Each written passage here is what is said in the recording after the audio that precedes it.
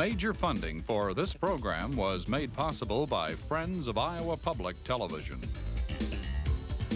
Each year, an estimated 12,000 Iowa high school wrestlers begin their quest for the coveted state title.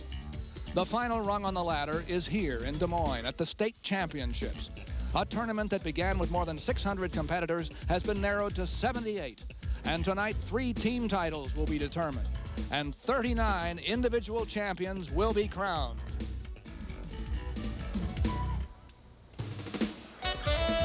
From Veterans Auditorium in Des Moines, Iowa, Iowa Public Television Sports presents the 1993 High School Wrestling Championships. Hello, everybody. I'm Doug Brown with Tim Johnson. Since 1926, Iowans have been coming to this tournament, the great 3-ring circus of wrestling, and one of the terrific sports in Iowa life. And Tim Johnson, if you didn't have a ticket when you came tonight, you didn't get in. All sold out. You look around and you see one of the great symbols of this state, the Iowa work ethic. We talk about it. We're so proud of it. That's Iowa high school wrestling. We've got all kinds of people from all kinds of places. And the neat thing is we come in and we compete hard. We compete as wrestlers, coaches, and fans. And then we walk out. We walk out as Iowans, and most important, we walk out as friends. That's high school sport at its best, Doug. That's absolutely right, and it's all sizes of towns, and it's all sizes of people in this tournament. We have 3 classes, you know. The small schools, 1A, then the 2A, then the big schools at 3A. And to make it fair, we have a rotation system over 3 years from the Iowa High School Athletic Association. That's the match we start with at each weight. We'll start at 103 and go up through 130 tonight with the big schools, 3A. We want to get that 4-time champion possibility at 130. We'll go through the next 3 weight classes at 1A. Then from 152 on to heavyweight, we'll be with the 2As. Now, we do have these wrestlers in other weight classes that you won't see, perhaps. But we have floor reporters, Dean Borg and Dick Trotter, who'll tell you about those at the first opportunity we have in between matches. Great wrestlers over the years, Dan Gable, name them all. But we may have to add one more great name to that list tonight as a 4-time champion. Jeff McGinnis, 170 straight wins. He's never been beaten. His coach, Brad Smith, calls him the best high school wrestler without a doubt that he's ever seen in his 15 years of coaching. This young man has an opportunity to join an elite group of 4 others, or 3 others, Gable, Kerber, and Knight, who have never lost throughout their career, and he's heavily favored to do so. We might have had another one, too, but Ike Light of Lisbon, going for his 4th straight, was beaten in the semifinals by a young man named Dan Gabrielson of Belmont.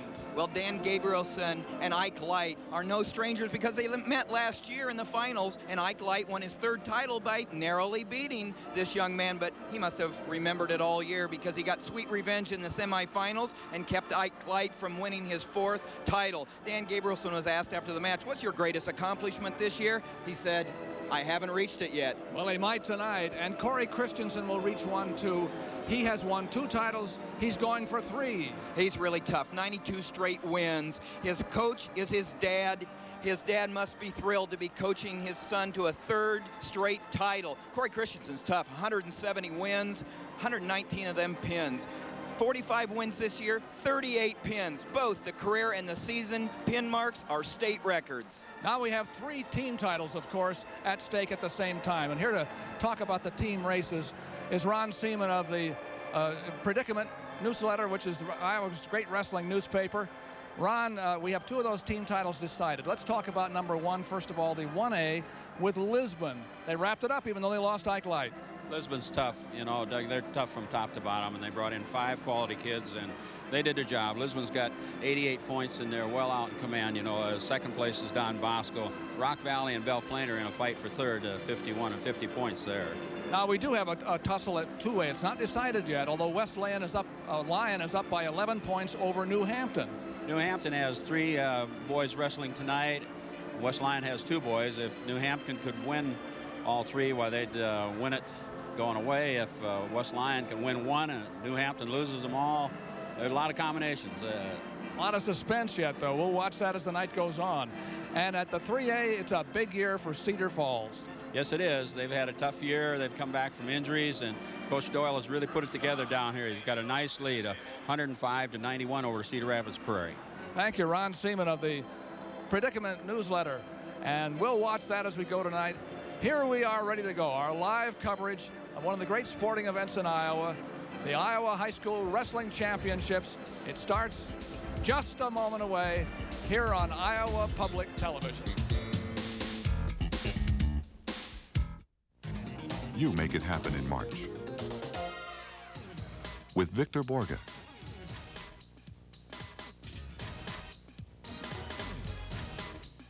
And Carreras, Domingo, and Pavarotti. Make it happen in March. Watch Festival March 6th through the 21st, only on statewide Iowa Public Television, a resource for Iowa's future. You make it happen with your support. Victor Borge, then and now. A show about then. Whoa, that's all right. Ah, that's good. Thank you. And a show about now. I'm told that my grandfather, there were sometimes for weeks he didn't speak to his wife because he didn't want to interrupt her. I hope you will join us. We're back at the 1993 High School Wrestling Championships. And now let's join PA announcer Mo Kelly for tonight's opening ceremonies. Are you ready? Here they are, some of the finest young athletes in the country. Our 1993 State High School Wrestling Tournament place winners and escorted by the Brands brothers.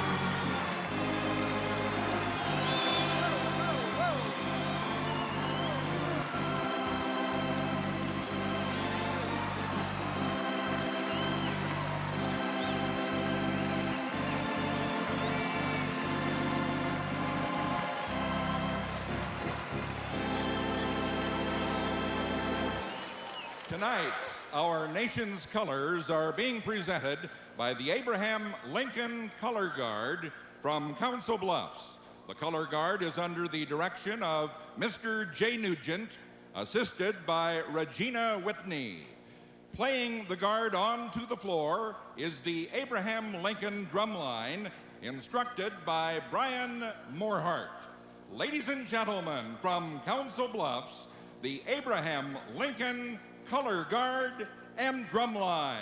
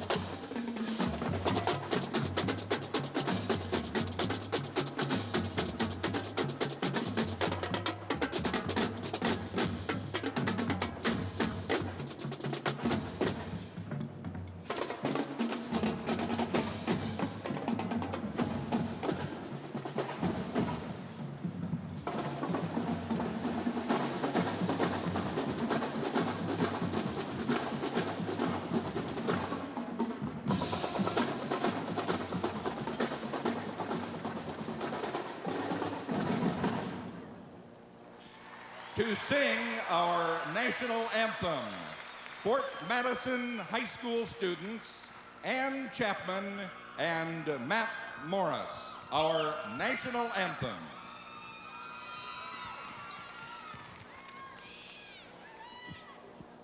We sing of America, America.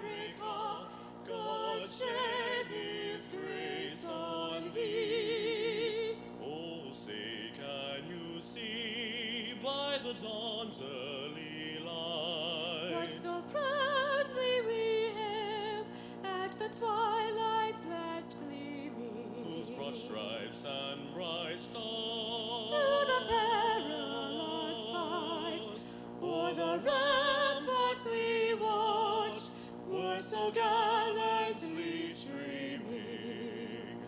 and the rocket's red glare, the bombs bursting in air, gave proof through the night that our flag was still there. Oh, say does that star-spangled banner yet wave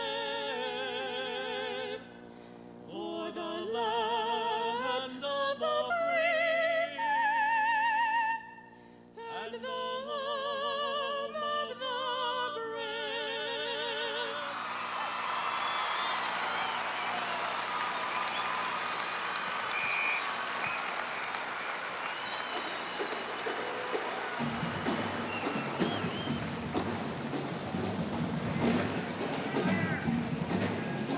You see the Grand March of the top 6 place winners, and the presenting of the colors there while they're all on the floor. The Brands twins, Tom and Terry,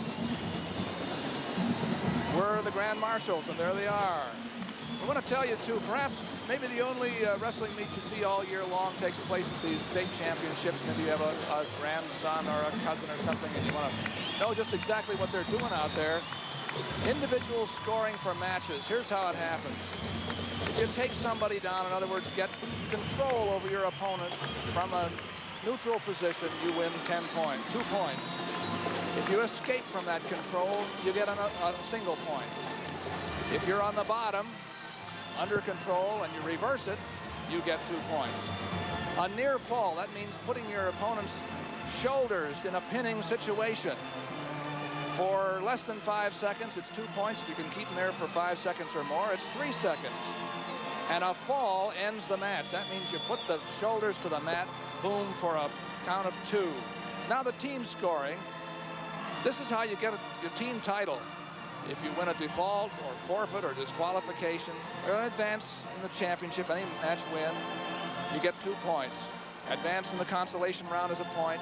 A technical fall over your opponent adds another 1.5 points. A major decision, that means you beat your opponent by more than 8 points. That gives your team a point. Technical fall, by the way, is 15 points difference.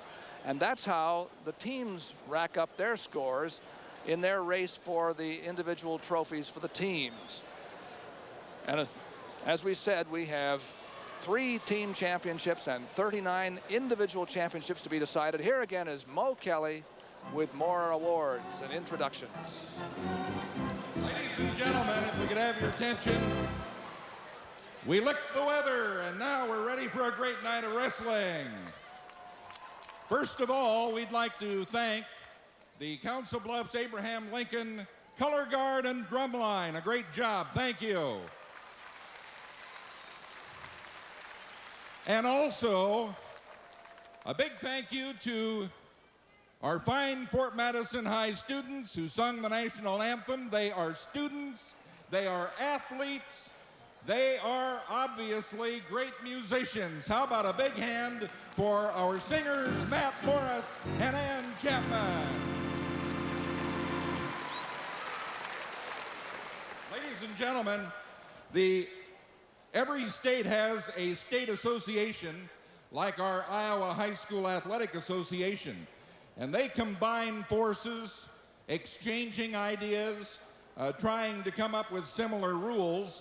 And this organization is called the National Federation of State High School Associations. We have a representative from the National Federation here this evening I'd like to introduce to you. And it just so happens that wrestling is a favorite of his. As a matter of fact, he's an expert at wrestling and is the editor of the Wrestling Rules book. So if you turn your attention to section 18 up here, meet from the National Federation, Fritz McGinnis, the Associate Director, accompanied by his wife, Darlene. Stand up there, Fritz.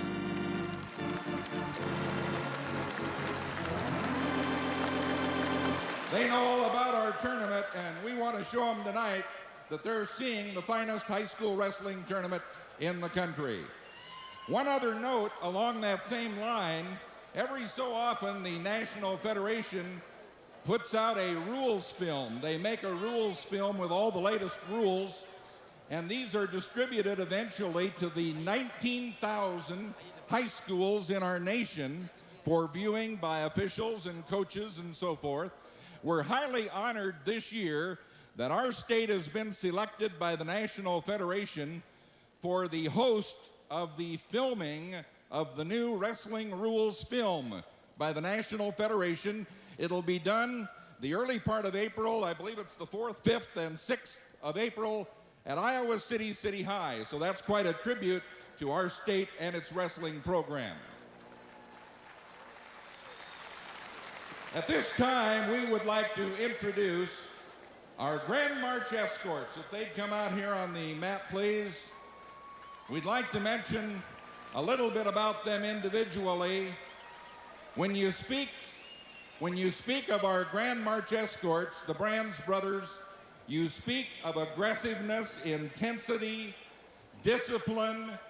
They had many, many challenges along the way as state champions at Sheldon High and as national champions at the State University of Iowa. And we all know they met most of those challenges very successfully. Tom Brands and his brother Terry rank almost identical as the top winning career percentage wrestlers at the State University of Iowa. Tom with a record of 158-7, and as your scorebook notes, a total of 46 falls, and Terry with a 137-7 career mark with 48 falls. So how about a big hand for Tom Brands and Terry Brands, our Grand March escort.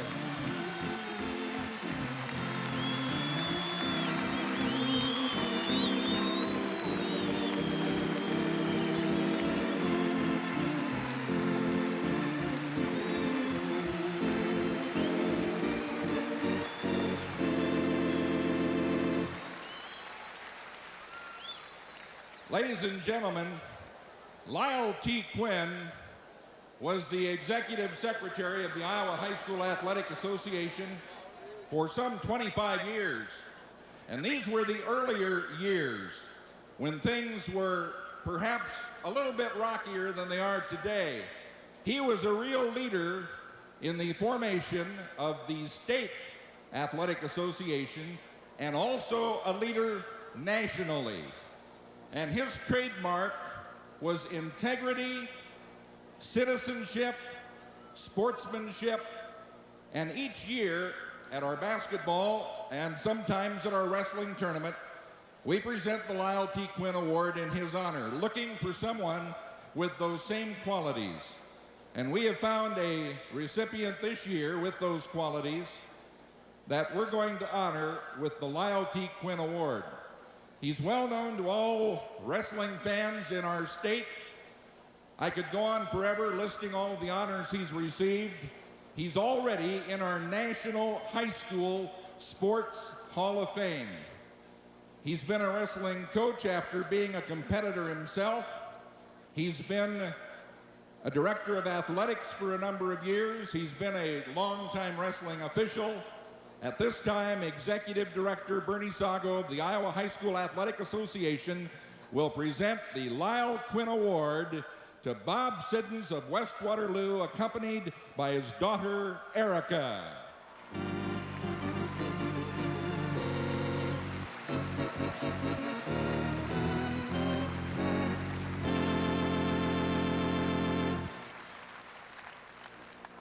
Next up is our Wrestling Hall of Fame inductees for 1993. The Iowa Wrestling Coaches and Officials Association, along with the Iowa High School Athletic Association, honors inductees into our Wrestling Hall of Fame each year at our tournament. And we have some this year that we'd like to introduce to you at this time. To present the awards, David Hardy, who is Assistant Executive Director of the IHSAA, along with Rick Wilco, administrative assistant. And our first honoree is currently in the state of Michigan, but I'm sure he'll give credit to our fine state for a lot of his wrestling expertise. He was a state champion in high school at Iowa Falls High, went on to Iowa State University to become an NCAA champion there. And then he was a head coach at an Iowa high school for a short time, an assistant coach at Iowa State for a period of time, now in his 15th year as head man of the Michigan Wolverine wrestling program. A big hand for Hall of Famer, Iowa Falls, Dale Barr.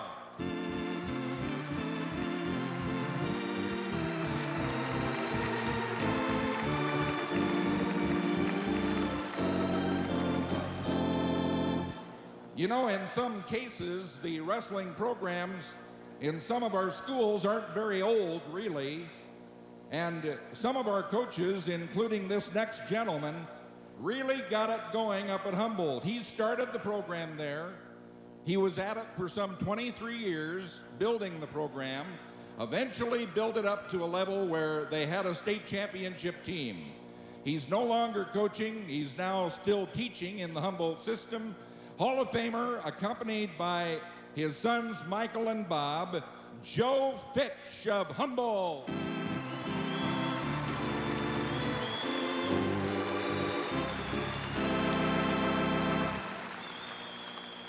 Back in 1940, Osage was our state team champion.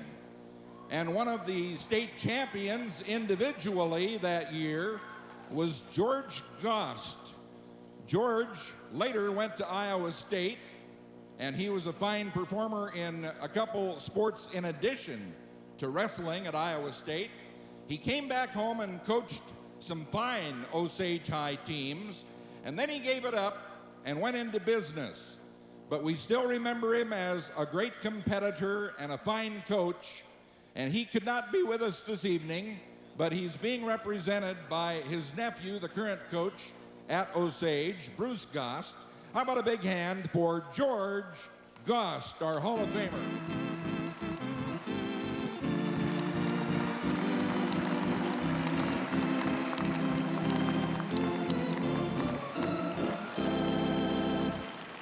Everybody we talked to says that the next gentleman was a mighty, mighty tough competitor. He was from Fort Dodge High. He later went to what is now UNI. It was state teachers back in those days, and was a national champion a couple of times. He's been a real promoter, too. He had a long career in the military, and every place he went in the military during his long career, he promoted wrestling. He was coaching and urging them to have programs. He's been a real supporter of the sport throughout. Hall of Famer, Fort Dodge, John Harrison, accompanied by his wife, Thelma.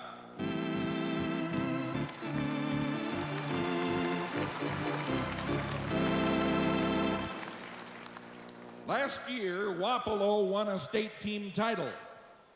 And a lot of people in the state of Iowa finally found out about a coach by the name of Willard Howell.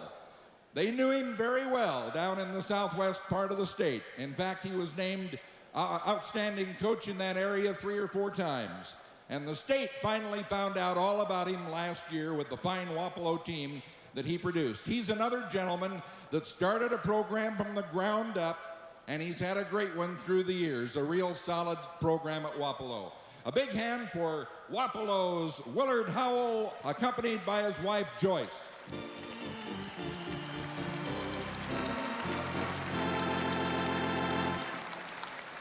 This is kind of an unusual occurrence. This gentleman had no opportunity to wrestle in high school. He was a top-flight baseball player in college, but still, he has done so much for this sport that it's almost unbelievable. He's been an outstanding official. He's been a top coach for some 23 years with some great teams. But, you know, you have to have somebody in an organization like the Wrestling Coaches and Officials Association that does the nitty-gritty work. Really doesn't get much credit sometimes, but really does a lot of the promoting, the supporting, the organizing, and this is our man. He's done it all for the sport of wrestling, and we'd like to honor him tonight as an inductee in our Hall of Fame. From West Marshall, Jim Steyert, accompanied by his wife, Jan.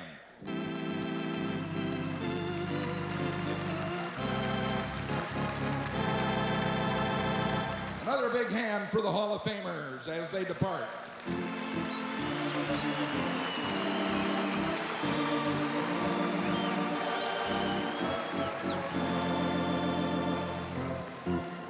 The Iowa Wrestling Coaches and Officials Association, every year at our state tournament, they honor their own. They choose their own Coaches of the Year, also a Junior High Coach of the Year, and an Official of the Year. The voting was done during our tournament. The results were found out this morning at the annual breakfast, and we're happy to announce this evening who the winners for 1993 are. To present the honors here, members of the Iowa Wrestling Officials and Coaches Association. Let's see here, over to the far left is Garl McLaughlin. He's from Iowa City, a district representative. Next to him in the lighter jacket is Jim Kenyon, who is the president of the group at this time. He's from Roland Story. John Monroe is next to Jim. John is the current secretary-treasurer. And then we have Rich Gray, who is, I believe, going to be the secretary-treasurer in the next year. And they will present the honors to these Coaches of the Year. Let's begin with Class 1A, chosen the Coach of the Year, a gentleman who's been at it for 23 years, over 200 victories, and he's very proud of the fact that many of his wrestlers are now coaches themselves. Dave Steinkamp from Winthrop East Buchanan.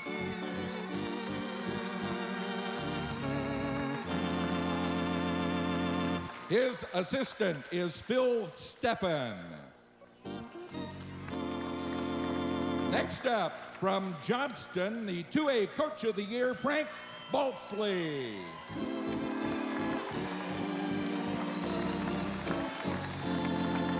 Frank has been at it for 25 years, over 230 wins. He's a great emphasizer of sportsmanship and the scholastic end of things. His assistants are Mark Johnson, Mike Halder, and Jerry Stratton.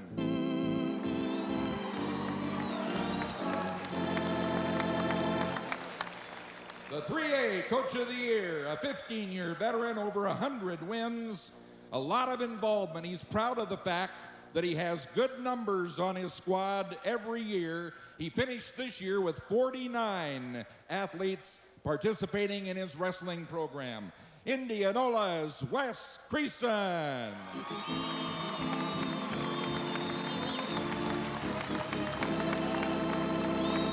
Wes is assisted by Denny Whalen and Mike Parker.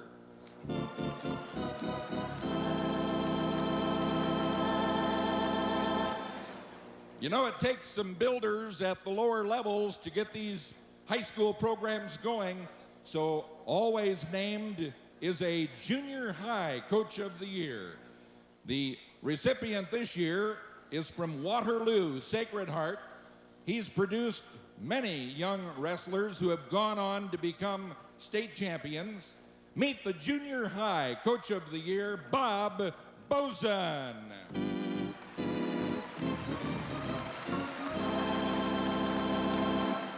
And finally, the Official of the Year, as selected by the Wrestling Coaches and Officials Association, a young man who has been registered as an official since 1975. He's worked in 7 state tournaments so far in a young career at this point.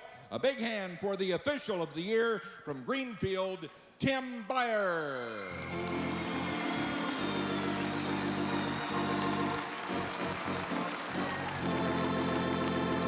Ladies and gentlemen, let's do some wrestling here in just a moment. To all of Thank tonight's you for award your winners. attention. We'll be back with our first weight class in just a moment.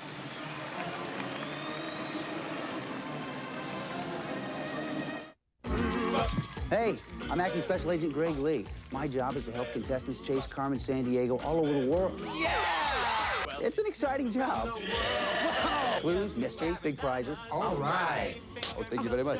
Let me tell you, law enforcement isn't always easy. I need you with me. So join us every day for Where in the World is Carmen Sandiego. I gotta go. Tune in to Iowa Public Television each weekday at 5.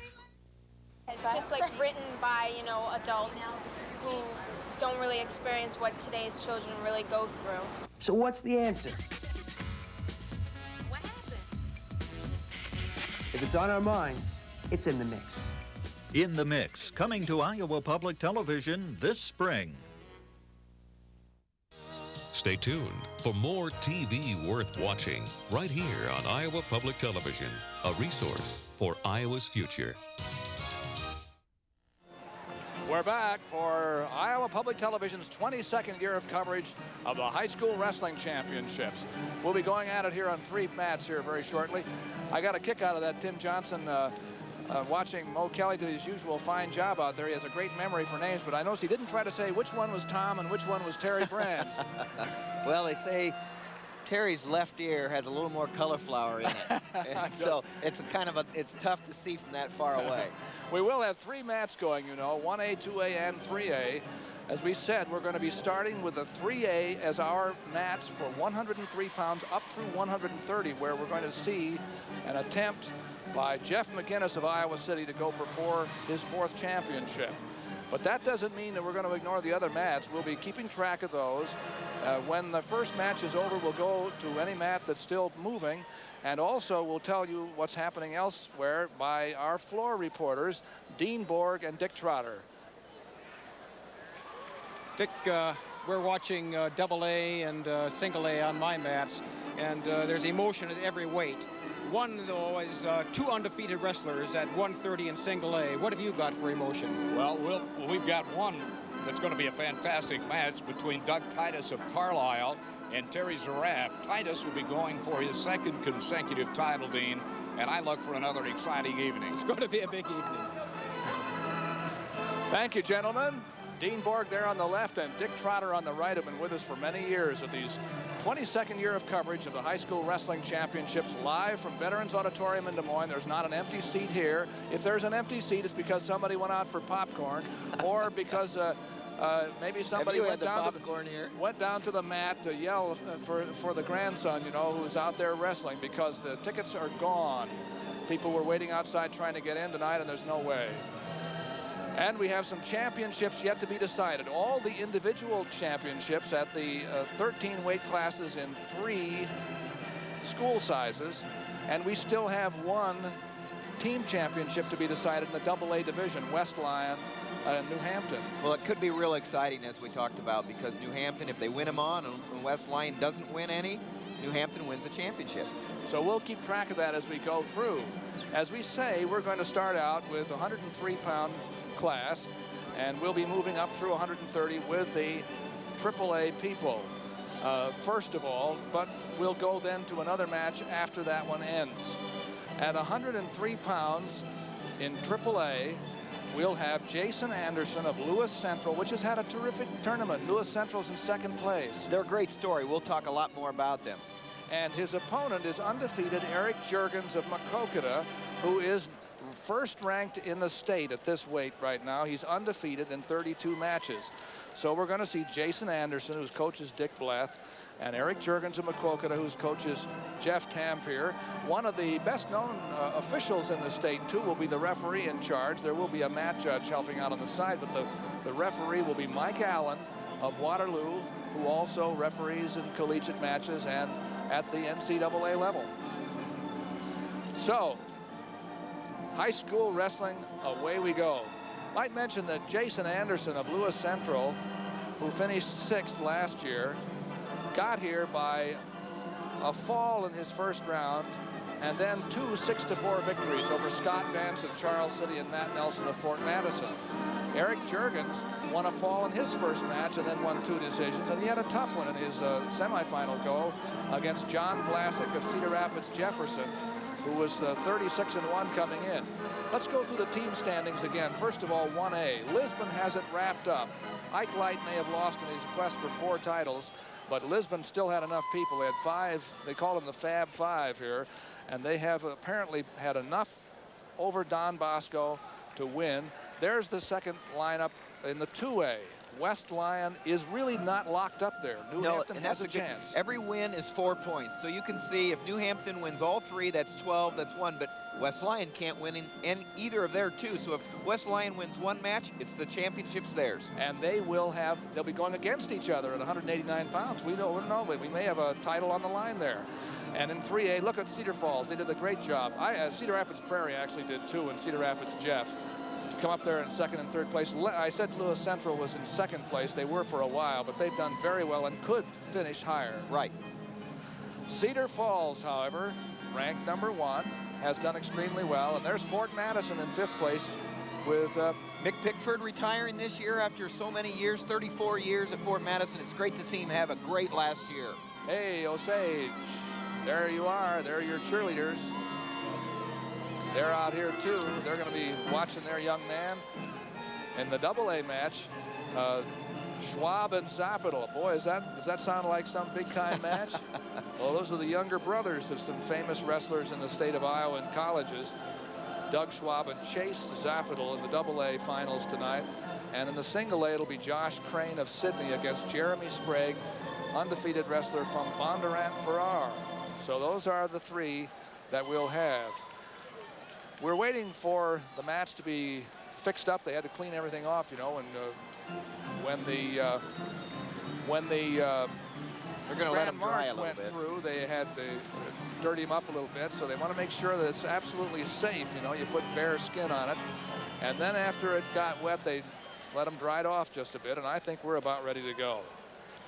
This is the quietest in here. You're going to hear it because things get kind of crazy after a while. A lot of happy people on the way, by the way. I was talking to a woman, Katie Shanahan of Williamsburg, came up just before the meet, and she said, I have 2 grandsons who placed here today from different towns. Tony Wardenberg, 189, 4th place, and 140 pounds, Andy Weldon of Solon, 6th place, and she was just walking on air. So I want to make sure that everybody knows how happy she was today.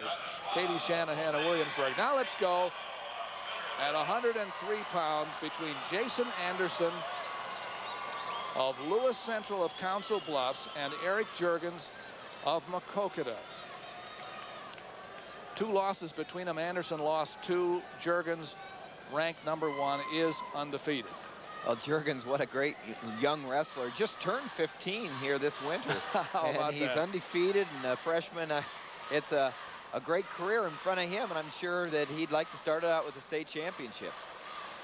With Tim Johnson, I'm Doug Brown as we get ready to go here at Veterans Auditorium in Des Moines on Iowa Public Television stations all around the state, and if you're watching in states nearby. I know that happens a good deal. That young man is Eric Juergens of Maquoketa. You'll see him in the red uniform.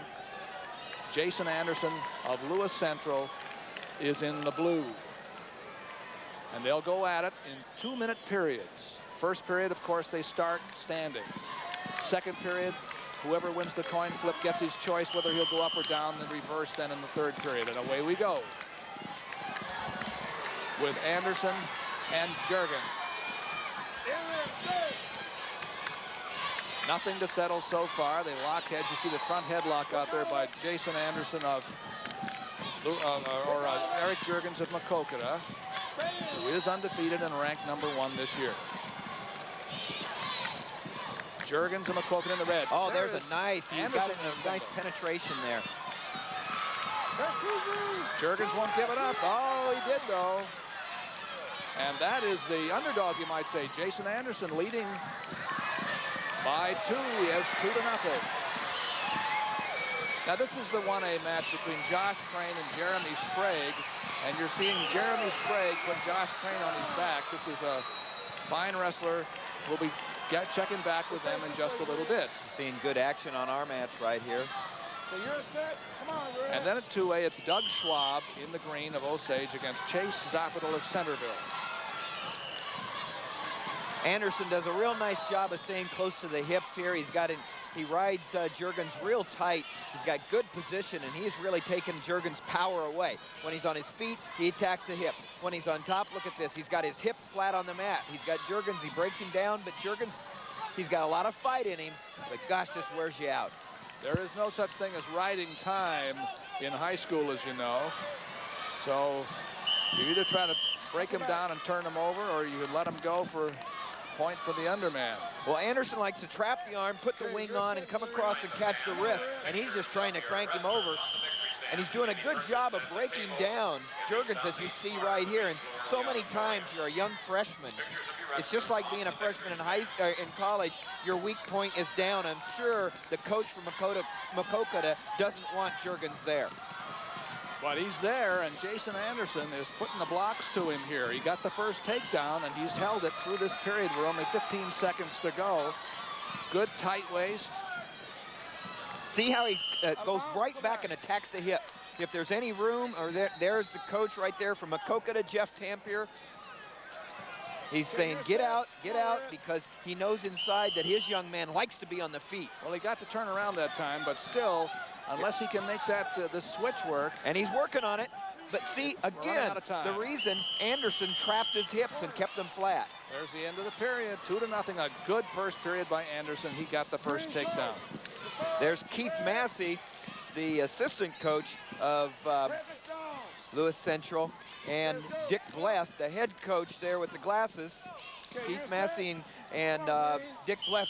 And Dick Bleth wanted to say, he said, you know, I think of Keith as my co-coach. He means so much. His alma mater is Lewis Central. It's so neat to have him come back, who I coach, and be a part of this program. He's as much as part of this success as I am. Now Juergens, trailing 2-0, goes on top, and he's going to try to flatten Anderson out and turn him if he can. You see him working with the tight waist and the bar on the near side.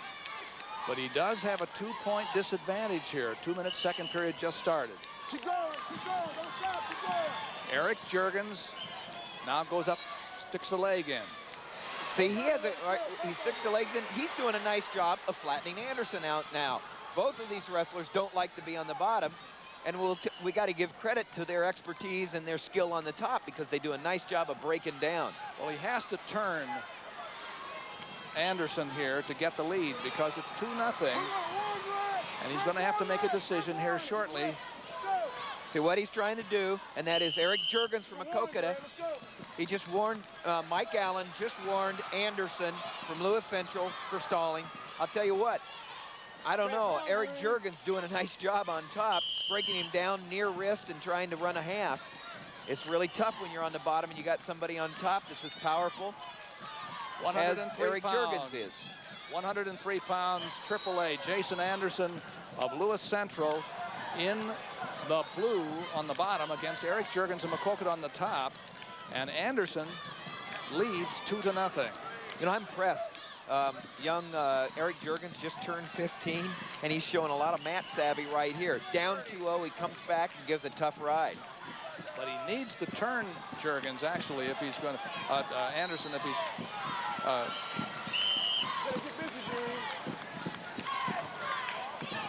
he's going to get the lead, because it's 2-0 here. Jeff Tampier from Maquoketa saying, just keep him down, push him down, break him down. And if you can keep driving, you've got Anderson right now has the attention of Mike Allen as possibly not doing as much as he should be doing underneath. So the possibilities exist for another stalling call on Anderson. A warning the first time, the second time they charge up points. This is just the first of 2 Lewis Central wrestlers in a row, because we have the next weight with another Lewis Central wrestler. Now there is a point against the man on the bottom. Mike Allen is not very, he's not very tolerant of that. He's not patient. So now it's 2-1, and we're going to go to the third period, and Juergens had his choice. He's going to take up. Well, that was a big 1 point. That came with about 3 seconds left in the period, and now it's 2-1, and so a takedown can win a match. Or ice a match, depending who wins or who gets the takedown. It's going to be one on the feet. Now remember, Anderson in the blue got a takedown the first time. Underarm spin didn't produce anything that time. Although Juergens is trying to come around. Had a little Porter Nelson pressure there and tried to snap him and shuck him on by. Juergens did on Anderson. Juergens trying to be the aggressor. In on the hips, and he's got it tight, and he drives it down. And he takes the lead 3-2. Beautiful execution. He's exceptionally quick. And he's persistent. A double leg takedown by the #1 ranked freshman, Erik Juergens. 3-2 with 1 minute and 10 seconds to go. And he rode the second period off, so he might... Well, what he needs to do is keep on doing what he was doing, and that was being on the attack, looking for the wing, looking for the half Nelson, trying to drive, because your best defense is a good offense. He does have Anderson flat. Anderson's going to have to get his base back here. As we get a little bit later here, we have 45 seconds to go. Juergens may very well turn him over here unless he gets up on his knees and gets out. There's a warning against Juergens now. Nice takedown there. Juergens shot in, got in on the hips, did a nice job of extending then his hips up and brought Anderson down to the mat for the 2 points and a 3-2 lead. So now neither man can afford to be caught here. There's a potentially dangerous position. The referee Mike Allen says that hammerlock looked a little bit like an acute angle. This young freshman just picking up steam, this Erik Juergens is. He's got visions of a few titles in his career, I think. And 25 seconds, 20 seconds to go now. And it's very important for Anderson to get up off his knees and out here, because he's down by a point and it's running away from him. If Juergens could stay behind the arms right here and hook that leg, he's got a championship. 5 seconds, 4, 3, 2, 1. And there's a championship for a fine freshman from Maquoketa, Erik Juergens. He's wrestled a lot of kids wrestling. As Coach said, he's a product of kids wrestling. He's got a great family and supportive. I bet they're excited tonight. What a great win for Erik Juergens. Well, you never know. There might be one of 4. He's still alive for 4 titles. Now we're going to move over to 2A, because here we see Doug Schwab of Osage in the green against Chase Zapital of Centerville in the dark uniform, the black. Now, these are famous wrestling families. The Schwabs have won 5 state titles coming up to Doug. And the Chase Zapital comes from a family where Chad, his brother now at the University of Iowa and ranked 1st in the country, have won 2. Well, Doug Schwab's just happy to be here. First of all, he's always watched his brothers wrestle here, but he's coming back from an appendectomy at the end of January, and here he is in the state finals. And you want to know who's ahead? Well, it's Chase Zapital, who's just won. And he just won it 7-3. 7-3, the winner Zapital. Zapital, a sophomore, winning the championship over only a freshman, Doug Schwab. They'll both be back. They'll probably both be meeting again. Up goes the hand of Chase Zapital. Let's go to Dean Borg for a floor report about 1A. Well, Doug, on that 1A mat, Josh Crane of Sydney scored a decision 8-0 over Jeremy Sprague of Bondurant Farrar. Jeremy from Bondurant brought an undefeated record into this tournament and into tonight's match, but he was no match tonight for Josh Crane. Crane completely dominating the match and going on to win 8-0. Josh Crane of Southwest Hamburg, Sydney, is the champion at 103 in Class A. Dick? Dane, a couple of exciting names. Zapital and Schwab made it at 103 pounds in the Class 2A competition. When it was over, Zapital was your winner, 7-3 over Doug Schwab. Both families have champions in past years here at the tournament, but your champion, Zapital from Centerville. Doug. Well, how about that? Now let's go on to 112 pounds. We're still at AAA up through 130 pounds. We'll have Jason Osborne of Sioux City, Heelan, wrestling undefeated Jeff Bellows of Lewis Central, Council Bluffs, who is, Jeff Bellows has finished 2nd 2 years in a row, and this year he figures he's gonna make a real shot at it. He's only a junior. How about that? That was quite an upset really at 1A there. Josh Crane, not an upset to him, but Jeremy Sprague was going for he'd only had been scored on twice this year. His closest match was 14-2, and Josh Crane turns the tables and wins 8-0. Great accomplishment. We're at the AAA match between Jason Osborne and Jeff Bellows. Osborne of Sioux City Hewin is coached by Richard Tooney, and Dick Blath, who just vacated the chair at 103 pounds, sits right back down again for this one because he has 2 young men in the running for titles at these first 2 weights in the 1993 High School Wrestling Championships. The referee from Anamosa will be Bob Algo. When they come out, Jason Osborne against Jeff Bellows. Now, so far as I know, nothing, well, Lewis Central did not gain anything, obviously, because Anderson lost in the 103-pound class. They'd like to move up in the 3A standings if possible. There's their competitor at 112, Jeff Bellows. He's been impressive throughout his tournament. You know, there's a lot of pressure on Jeff. He probably puts a lot of it on himself, but he's been a 2-time runner-up, getting a little complex about where he's at, and he wants this title badly. And boy, did he get in there quick on that duck under and score the first 2 in a hurry. 2-0 in favor of Bellows. He's a tough, tough wrestler. Now that is the match at 1A between Jason Keenan of Ogden going for his 2nd title against Todd Cousy of Edgewood Colesburg. Keenan is undefeated this year. You know, these 2... Oh, go ahead. And at 2A, Shane Peterson of Independence against Kelly Seary of New Hampton. New Hampton has to win that to stay in the title race at the 2A. Back at 3A here, Bellows and Osborne have wrestled each other twice. Close matches. You know, Osborne's hard to score on. Bellows has won 6-5 and 3-0. And so this is the 3rd time they've wrestled this year.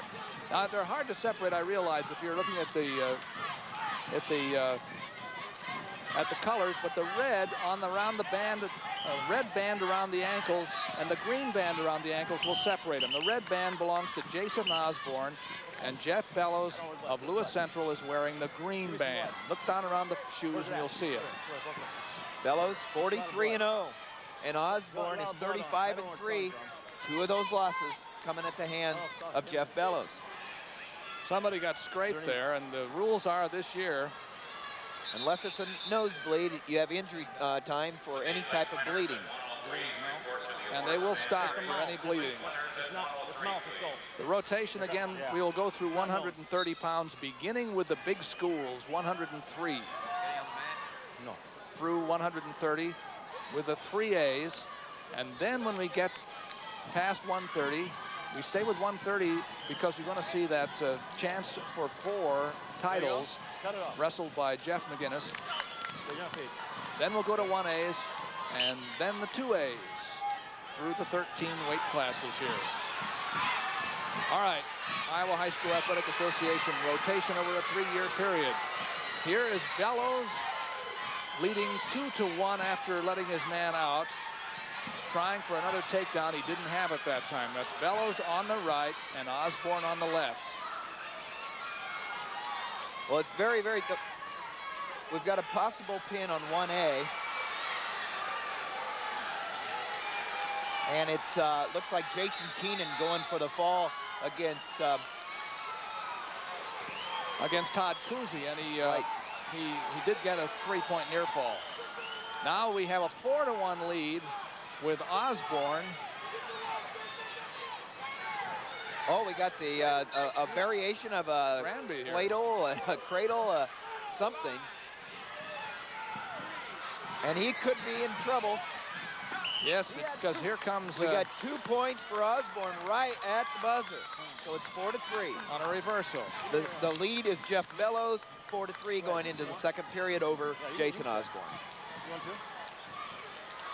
And the choice here will go to Osborne because Bellows deferred. Again, we have time out here because of... He deferred to you. What do you want to do? You hear the referee, Bob Algo, who is mic'd here, by the way. He deferred to you. Take down. Asking Jeff Bellows what he wants to do. So Jeff Bellows has his choice, and he picks down. He's ahead 4-3, starting underneath. Osborne goes to work with an arm and then down on the leg. This is traditionally at this level where you see wrestlers who are in positions they aren't often in. They're so good through the school year that they don't often get on the bottom, and sometimes you see people have trouble here. Well, when you're in the finals, you're one of the very best wrestlers in the state. How often do you have a chance in your region of the state to wrestle the best night after night? So you become the dominant person or the dominant wrestler in your area. You don't end up underneath very long. You don't end up being challenged. It's a whole new atmosphere at the state tournament because you're challenged every time you get on the mat. Now you see Osborne trying to tilt Bellows over to his back. I don't see, yes, he did. He got 2 near fall points. I'll tell you what, Osborne is coming on right now. He got his 2, he's ahead 5-4, and he looks pumped. He looks like he's gaining steam right now, and he says, I want to wrestle. Look at him. On the mat now. That's Jason Osborne, Sioux City Heelan, coached by Richard Gets a Cooney. far wrist right here. Okay, now he's going to pull Bellows into his hips, and look at tilt. 1.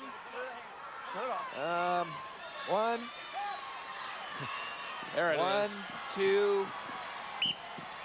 Close. That was close, and he got the call. And it's the 2 points that put him ahead, 5-4. We have a minute left in the second period, a 2-minute first period.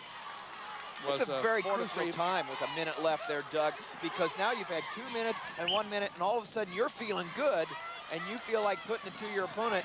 Hey, that's a good sign for you. Now Bellows gets to his feet. Looks like he might be able to get out. No, he couldn't. Drop him. I was talking to you earlier, Jeff Bellows, 2-time runner-up. You know, he's got to just get it within himself right now. Don't get down saying, oh no, could it happen again? He's just got to wrestle his match and get out of there. Good hand control is important right here, and Osborne is not letting him have it. A lot of pressure on the hips. Goes down on the ankle. I'm not sure that Bob Algo will let him keep that too long. But he definitely is keeping Bellows in the position of disadvantage. Lewis Central had a 103-pound contender, and they did not win there. Now they're trying to go at 112, and Bellows is trailing 5-4. This is the third period starting, and Bellows trying to come out there. Bellows is in the top position. Nothing's going to happen there, guys. Let's go. You're down.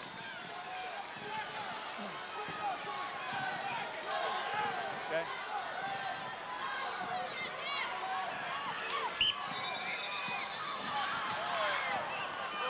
Bellows, Osborne leads 5-4, and he's in top, and he has Bellows on his back, but I think he's going to be called off that. That's the end of the period, by the way.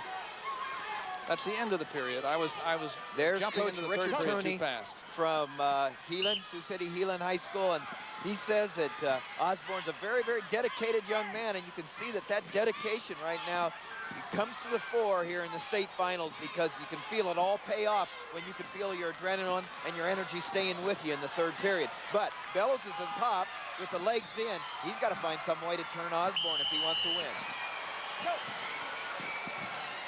Bellows on top, trails 5-4. We got a pin up here today. 1A match between Jason Keenan and Todd Cousy. He's been there before already in this match. It looks like he's trying to put it away. Keenan's leading 7-2 with a half a minute left over there and trying to get the fall. It's Keenan from Ogden over Cousy from Edgewood, Colesburg, trying to put it away. But right here, Bellows is trying to get some points. He's only got 1 minute and 15 seconds to do it, or else he finishes runner-up for the third time in a row.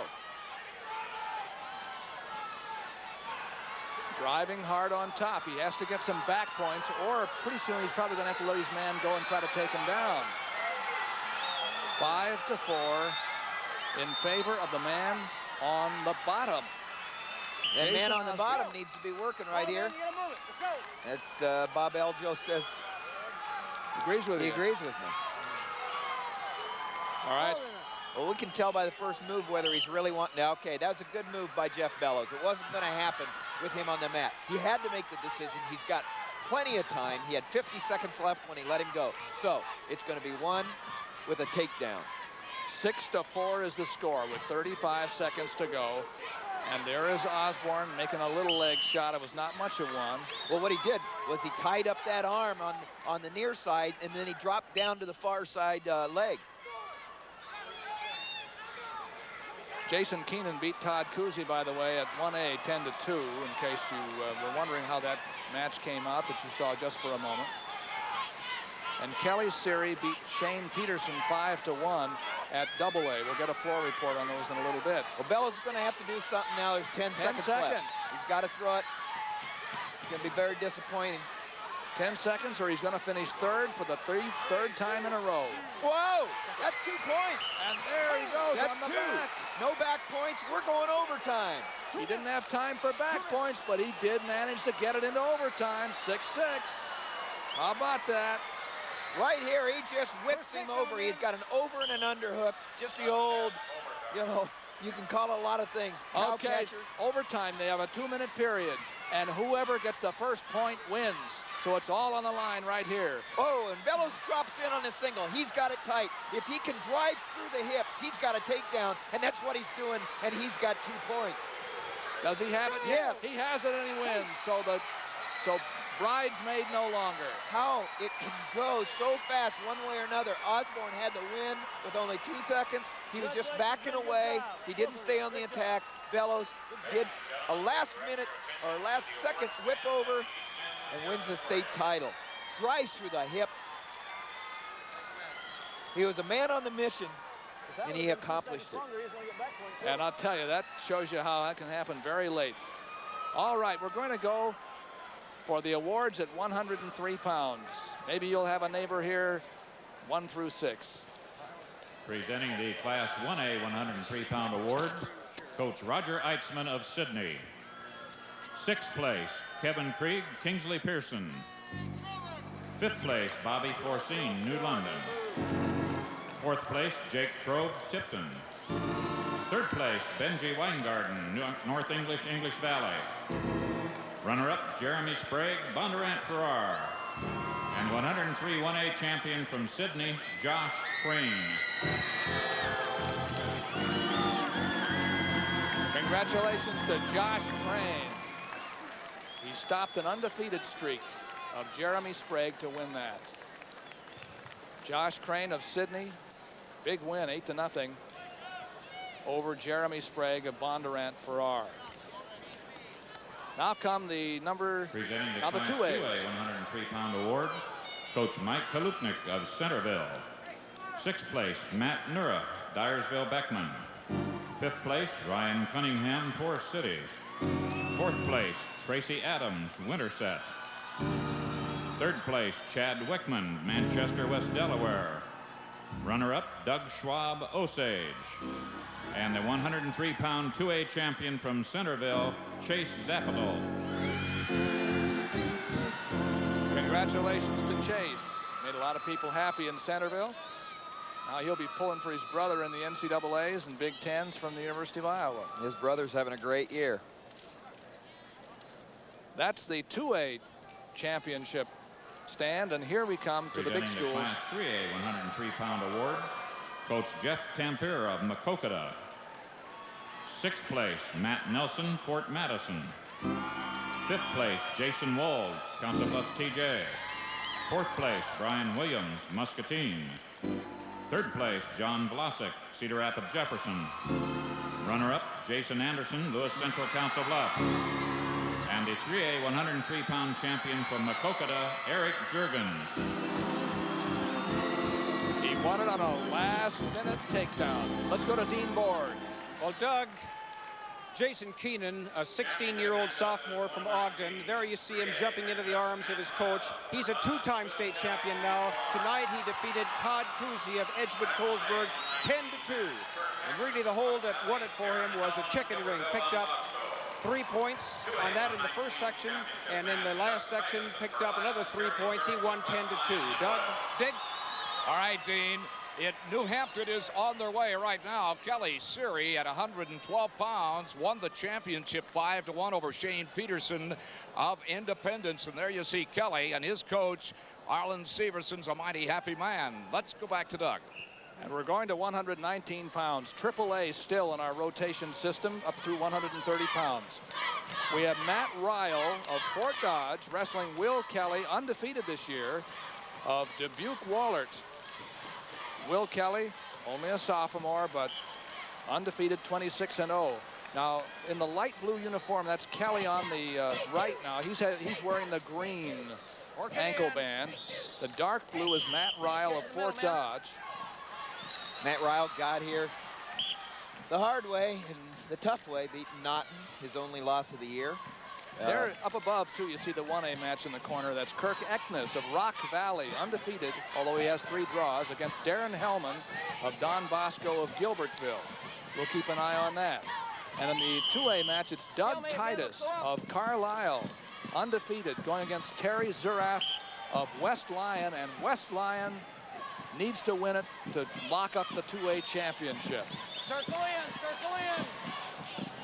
We're at 3A. Matt Ryle on the left. He's wearing the red, not only red ankle band, but the red knee guard, too. He's wearing the knee guards. With a 35-1 record, and Will Kelly a 26-0 record, it's a great matchup. Like I said, Matt Ryle avenged his only loss of the year to Scott Naughton from Iowa City High in the semifinals, 6-4. And Will Kelly, a freshman qualifier last year, back as a sophomore and undefeated. Kelly family has been a long-time tough wrestlers for the Dubuque Wahlert team. We've used about a minute of the first period, a 2-minute first period. Matt Ryle finished 6th last year at 112 pounds. You know, a lot of times you can tell a wrestler that's serious about the sport and the ones that want to go on because they do a lot of off-season wrestling and accomplished at it. Matt Ryle is a 3-time Iowa Junior National Team member and a cadet national regional champion wrestling for Iowa Wrestling Look at Federation. Kelly's throw. Now that's happened out of bounds. I think he got a takedown on it, but he can't get back for it. Right. What? That was great. That was a heck of a throw here. Look at. Okay, he ties it up. He's got above the elbow. Now, hip action. Look at those hips. What he did was, a lot of people think it's a strength move with your arms. What he did was dropped his hips underneath his opponents and then just extended them. And it's just like like a slingshot. And he was able to take Ryle right to his back. But fortunately for Matt Ryle from Fort Dodge, it was off the mat. We have about 15 seconds to go in the first period. This is a tough sophomore, Will Kelly of Dubuque Wahlert. Nobody's beaten him this year. Well, Will Kelly's also a state freestyle champion. And here he is with that chicken wing and arm and half Nelson. He wrestles at tough. the end of the period. So who gets the choice? Ryle gets the choice. His coach says take down. Tom Horton, the coach at Dubuque Wahlert. Stay set. No. Okay, time. Kelly goes down. So Ryle works on top. Kelly went to Russia last year with a team that toured there and had a winning record. I think the only member that came back with a winning record from their tour of Russia. So he's be a wrestler and see the world, huh? Yeah. Kelly's out. Great. 3-0. 0-3. That's an escape for Kelly, and he's up by 3. Kelly of Dubuque Wahlert in the light blue on the left. He had a takedown on a throw in the first period, right at the end of the period, not out of bounds. He's up. Referee, by the way, is from Iowa City. That's Mark Bean. We'll try to do that every once in a while. That's Ed Birnbaum on the right there that you just saw, the coach at Fort Dodge. He's in his 4th year as the head coach and been at the school for 9 years. And so he's established a good tradition there and, or let's say, carried on a good tradition at Fort Dodge. It's been strong for had years. wrestling forever. In on the double leg. That's a good shot by Matt Ryle. But Kelly's handling it here with a minute to go in the second period, leading 3-0. Kelly likes to keep inside. See, he's working for that inside position. In the middle, work it in. He likes to work the head, too. He ties up on the head. See that? Jerk the head down, snap the head down. Then drop his level and attack. And that time, the attack came from Ryle, a lower attack there, lower level attack. Mark Bean sends him back to the center with 38 seconds to go in the second period. At 119 pounds, the Iowa High School Wrestling Championships. We're watching the AAA match. And the man in the light uniform, Will Kelly of Dubuque Wahlert, leads 3-0.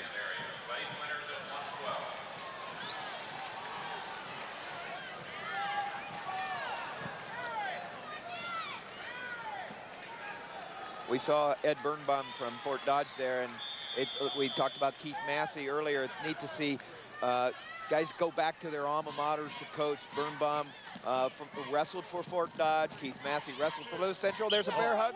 Oh, and Kelly. a little inside trip there. He's got an arsenal. He does. He really does. He's got a lot of attack right there. He's dangerous. But anyway, to finish my thought, I think that's neat when guys go back to their alma mater and say, you know, I enjoyed it here. I want to stay here. I want to put something back. That's the end of the period. Tom Horton, the coach at Wahlert, his 24th year as a head coach in Iowa schools. And in this period, the choice went to Ryle, and he didn't want to go under. He wanted to stay on the feet. Dubuque Wahlert has 2 in the finals tonight. Not only Will Kelly, but at 145, Jason Francis. See, Kelly worked the head. He just gets up on the collar there, ties it. See him pull the head down? It's hard to do something when somebody's working your head like that. He's got the tie-up he wants. We'll just carry the coaching conversation a little bit further. Tom Horton is a Fort Dodge wrestler himself also, so now we have 2 former Fort Dodge alumni going against each other, one at his home school and the other in Dubuque. So that's kind of neat. You may ask here, what's happening? Will Kelly has a nosebleed. There they go back out to the center. This is what's happening at 1A. Kirk Eknes against Darren Hellman. And the score here is 11-4 in favor of Eknes of Rock Valley, undefeated. And at 2A, Doug Titus and Terry Zuroff, it's 6-5 in favor of Titus. Close match. Yes, and if Zuroff loses, New Hampton is still alive for the 2A championship, but if Zuroff wins, West Lyon locks it up. And it looks like Titus won it. Yep. Titus did win it, and that means New Hampton is still going. Okay, here we are in the 3rd period now, a minute to go. And the man with his back to you, Will Kelly of Dubuque Wahlert, leads 3-0. 3-0. You know, Will Kelly, he's shown me that he takes what's there. He doesn't force too much. It's like that hip toss. It came, he took it. It was like the bear hug. It was there, he inside tripped and took it. He's got a lot of mat sense there, and he's got good position. Want to mention, since West Lyon lost, Terry Zuroff lost at 119 pounds. That means that New Hampton can still win this team title if they win all their matches so far remaining. That's exactly right.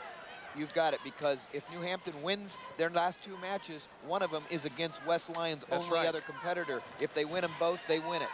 If they don't, West Lyon wins it. That's exciting. Tied up here in a waist lock. Ryle needs something big here. He needs more than a takedown. There's 18 seconds left in the match. Ryle needs to do what Bellows did in the last match, but a little earlier, and to the back. It's not going to happen. But you see Kelly. He kept good position the whole match. He's got outstanding position here now. See on the leg? Look at in on the hips. And just he did not get the takedown, but he forced the position so that he managed to keep his 3-0 lead. He won that with good position. He's got great moves, but he never got out of position. And that's the way you win match. Know what you're doing out there and don't give up position. Will Kelly, a sophomore state champion. Looks like a real prospect. There's some good young underclassmen in this tournament, I'll tell you. Will Kelly's one of them. So is Matt Ryle, a fine wrestler too, but he met his match here in the state championships. Fort Dodge wins 2nd place at 119 pounds. So that's one more weight class. Here are the awards now at 112, 1A first. 6th place, Tim Backer, Clarksville. 5th place, Roy Weber, Rock Valley. 4th place, Jay Gorsh, Williamsburg.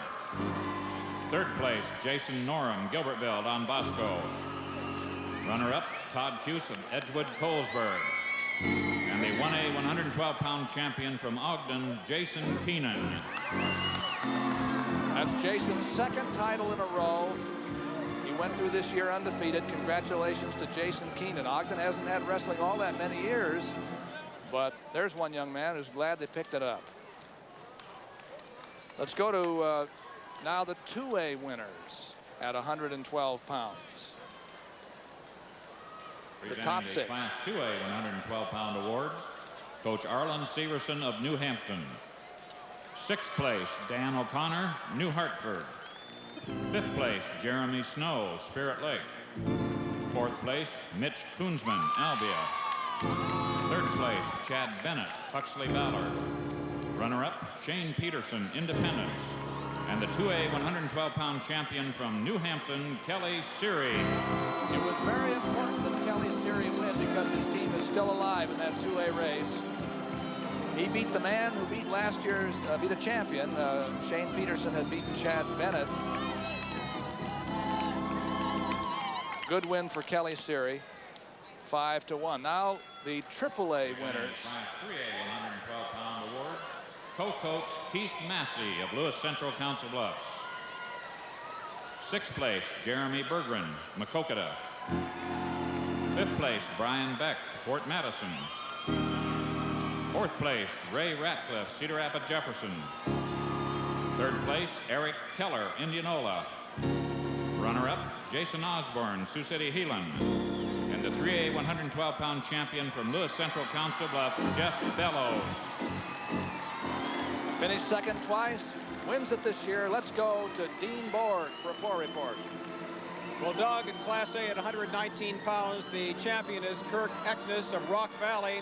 He's a 3-time state qualifier, placed 3rd here as a freshman, and there you see his arm raised as a champion here tonight at 119 pounds over Darren Hellman of Charles City, or I should say of Don Bosco Gilbertville. 13-5 was that decision. Kirk Eknes the champion. Dick? Yes, Dean. It was Doug Titus of Carlisle, your state champion, now for the 2nd consecutive year. And there you see him as he defeats Terry Zaruff of West Lyon Inwood. And your champion, Doug Titus, has been here 3 times and has won it twice. Back to you, Doug. That's 119 pounds. Now we're going to 125. We're still with the AAA schools when we begin these weight classes, and we'll keep you up on the others as we proceed. AAA, Cedar Falls, which has already locked up the championship. We'll see their first wrestler here, Zach Geary, 26-1, against Victor Martinez of Fort Madison, coached by Mick Pickford, retiring this year after many years in charge of the fortunes of that school. And the official also celebrating his 25th anniversary of this year is Arlo Flagey of Waverly. So we'll see one of the institutions, you might say, in officiating in this state as well. That's at the AAA level. Might say that now there's only a 5-point difference between West Lyon of Inwood and New Hampton. It's the 6-point difference, 86-80. In the light uniform, in the orange, that's Zach Geary of Cedar Falls. Lost only to Ike Light this year, and Victor Martinez of Fort Madison is in the dark. Well, Victor Martinez is an unorthodox wrestler and can be dangerous from anywhere, but Zach Geary, he's tough. He keeps coming at you. He's a spark plug. He likes to lead the team. He feels that he's a spark plug for Cedar Falls, and the other wrestlers look to him for their motivation. Martinez is a junior. Geary's a senior. At the 1A class, 2 good ones. Brad Canoyer of CMO Oakland and Mark Schultz of Rock Valley. No losses between them this year. No losses at all. 2A, it's Will Smith of Manly against Mark Brandenburg of Emmetsburg. We'll keep track of those as we go. And our main mat here, we start out with Geary. He's the one in on the leg, but this is a scramble. Geary wants to turn around, he does. 2 points for Geary. Now, here's a good example. If Geary can take position away from Martinez, it'll be a tough match for Martinez. But if Martinez can get his hips underneath him and explode out of there, he can make this a very interesting match. He's never been a qualifier, never been at the state tournament before, so Martinez from Fort Madison comes into the state tournament for the first time and ends up in the finals.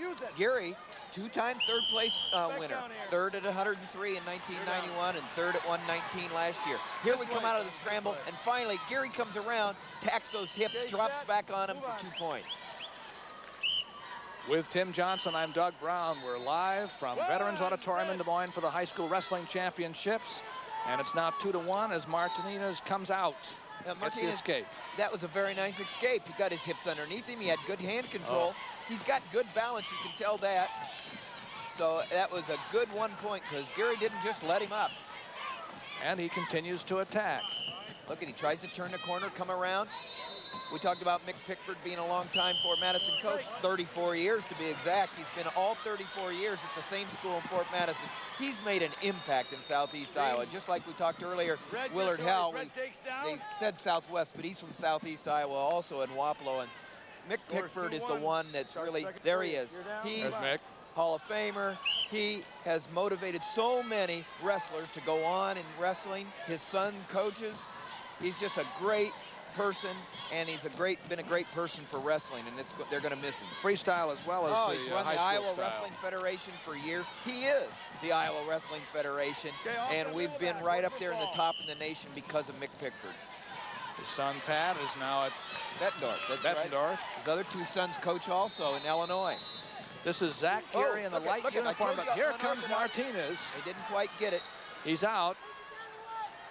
Back where he was before. It's 2-1 in favor of Geary. One red. We're in the second period, that 2-2 after the escape. 2 escapes for Martinez. Geary has the only takedown on a single leg in the first period. Geary with a wide stance. Arlo Flagey. Let's get her going. Move in. Hear him doing a little pushing there, a little cheerleading, a little exhorting.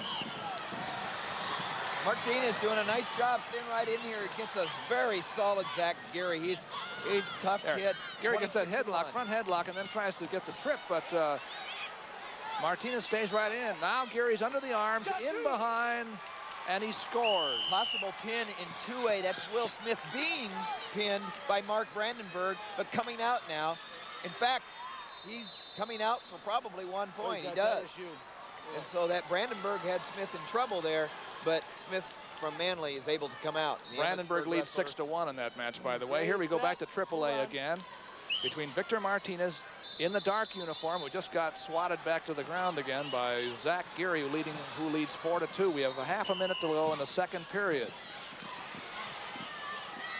Gene Doyle, the coach at Cedar Falls, doing such a fine job there with a lot of his assistants there that help the program.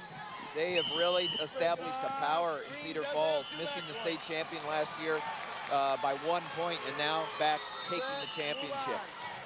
Geary put Martinez back to the mat, near fall position for less than 5 seconds, more than 2 seconds. He got 2 points out of that at 6-4 and 6-2.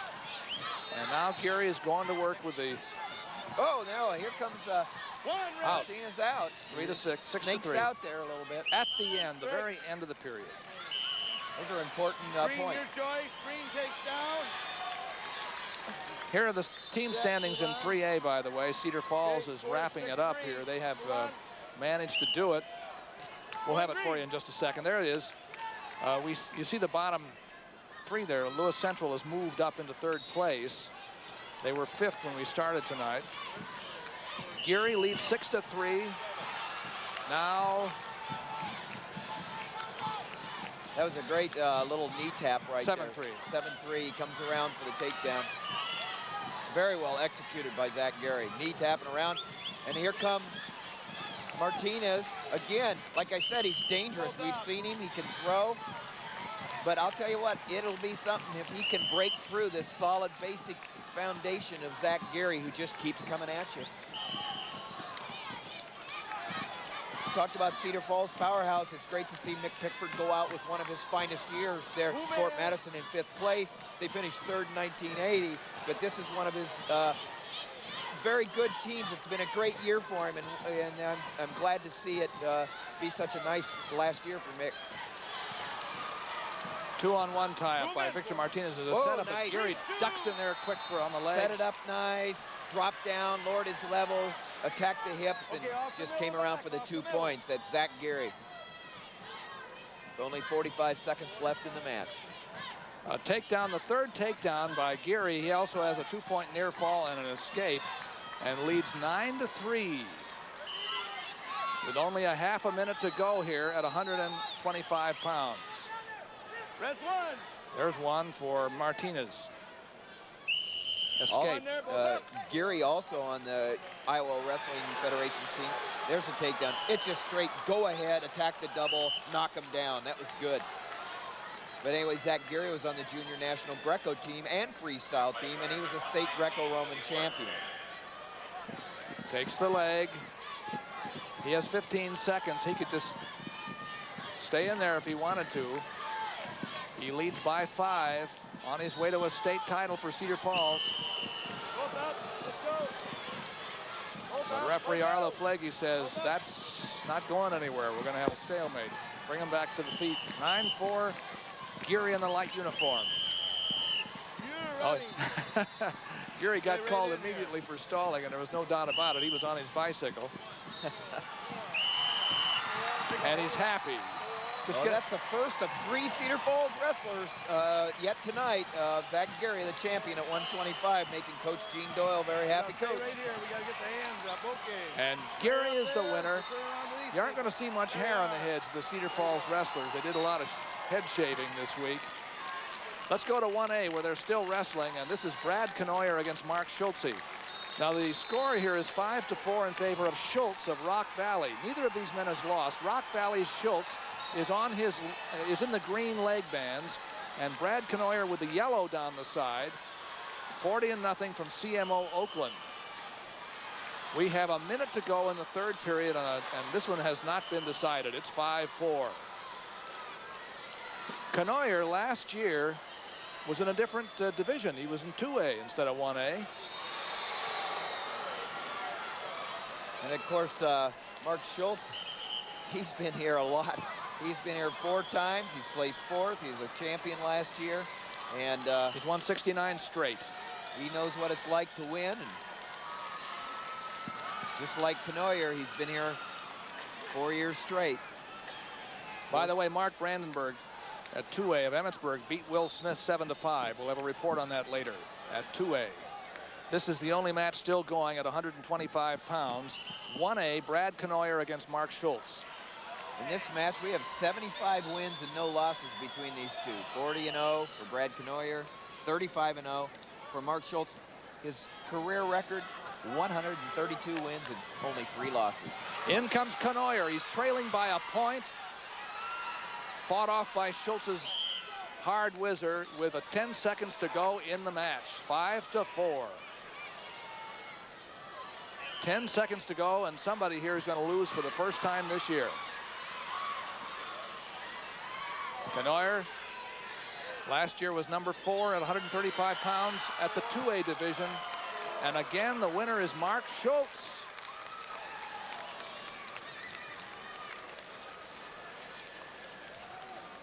Schultz is the winner. Feels so good, and it feels so bad, you know. Oh, yeah. For every winner, there's a loser, but in the long run. Let's go to the awards now for 119 pounds. 1A Presenting first. the Class 1A 119-pound awards, Coach Kent Eknes of Rock Valley. 6th place, Eric Hart, Coon Rapids Bayard. 5th place, Brian Watts, Corning.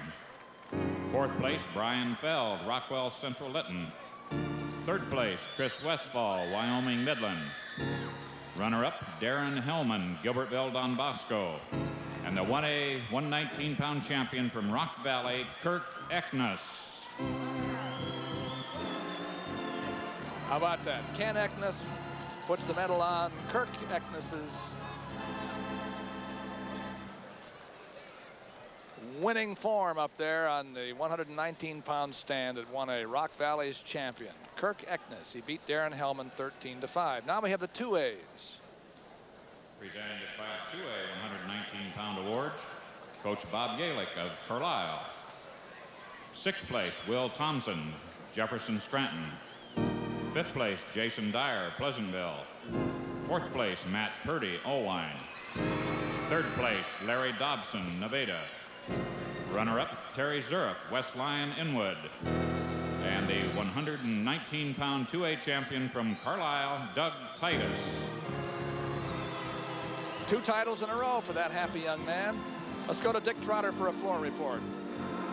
All right, Doug, at 7-5 was the score. It's surprising because it all happened so fast. Mark Brandenburg, your state champion from Emmetsburg at 125 pounds, was outscored in the 3rd period, but he won it 7-5 over Will Smith. 6th place, Troy Carlson, Mason City. 5th place, David Kjellgaard, Lewis Central, Council Bluffs. 4th place, Greg Myers, Burlington. 3rd place, Scott Naughton, Iowa City, City High. Runner-up, Matt Ryle, Fort Dodge.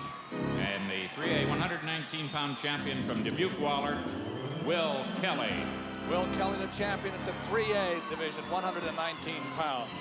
Now we're going to 130 pounds.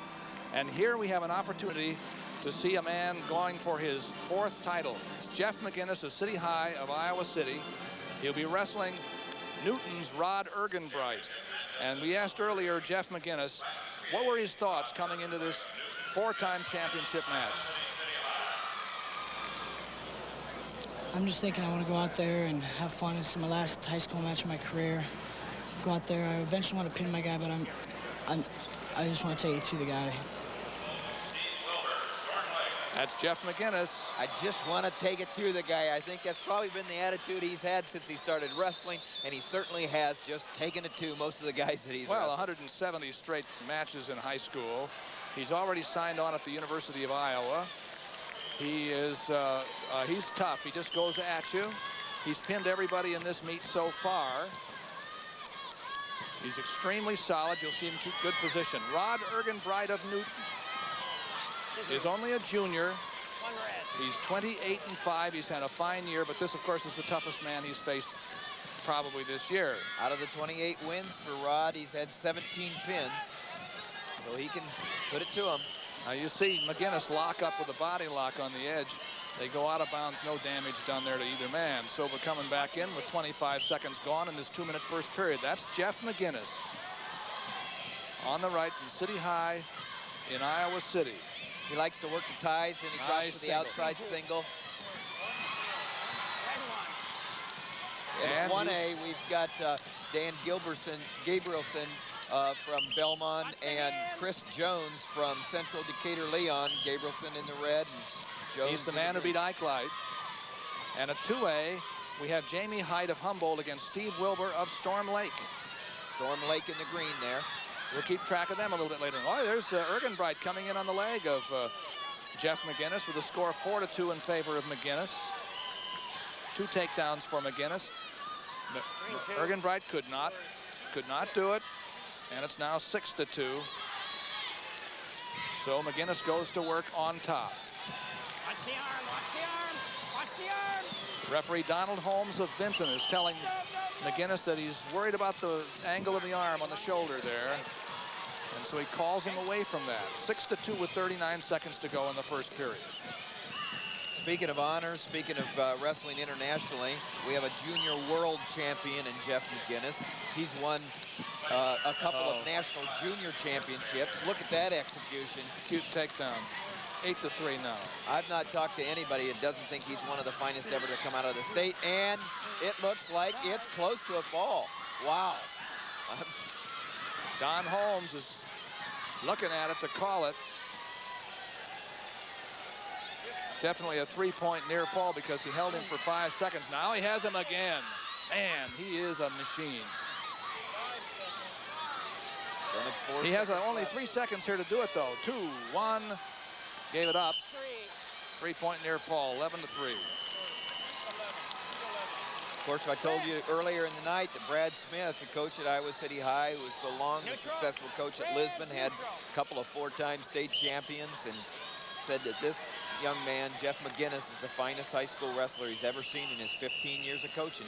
There's that low single. He likes that John Smith single. Smith, you know, John Smith really revolutionized the sport right there with that low single, and it's quite an attack, and McGinnis has become real proficient at it. It's his favorite move. Now 13-3. You notice that Ergenbright chose up. He didn't want to go either under or on top in this position.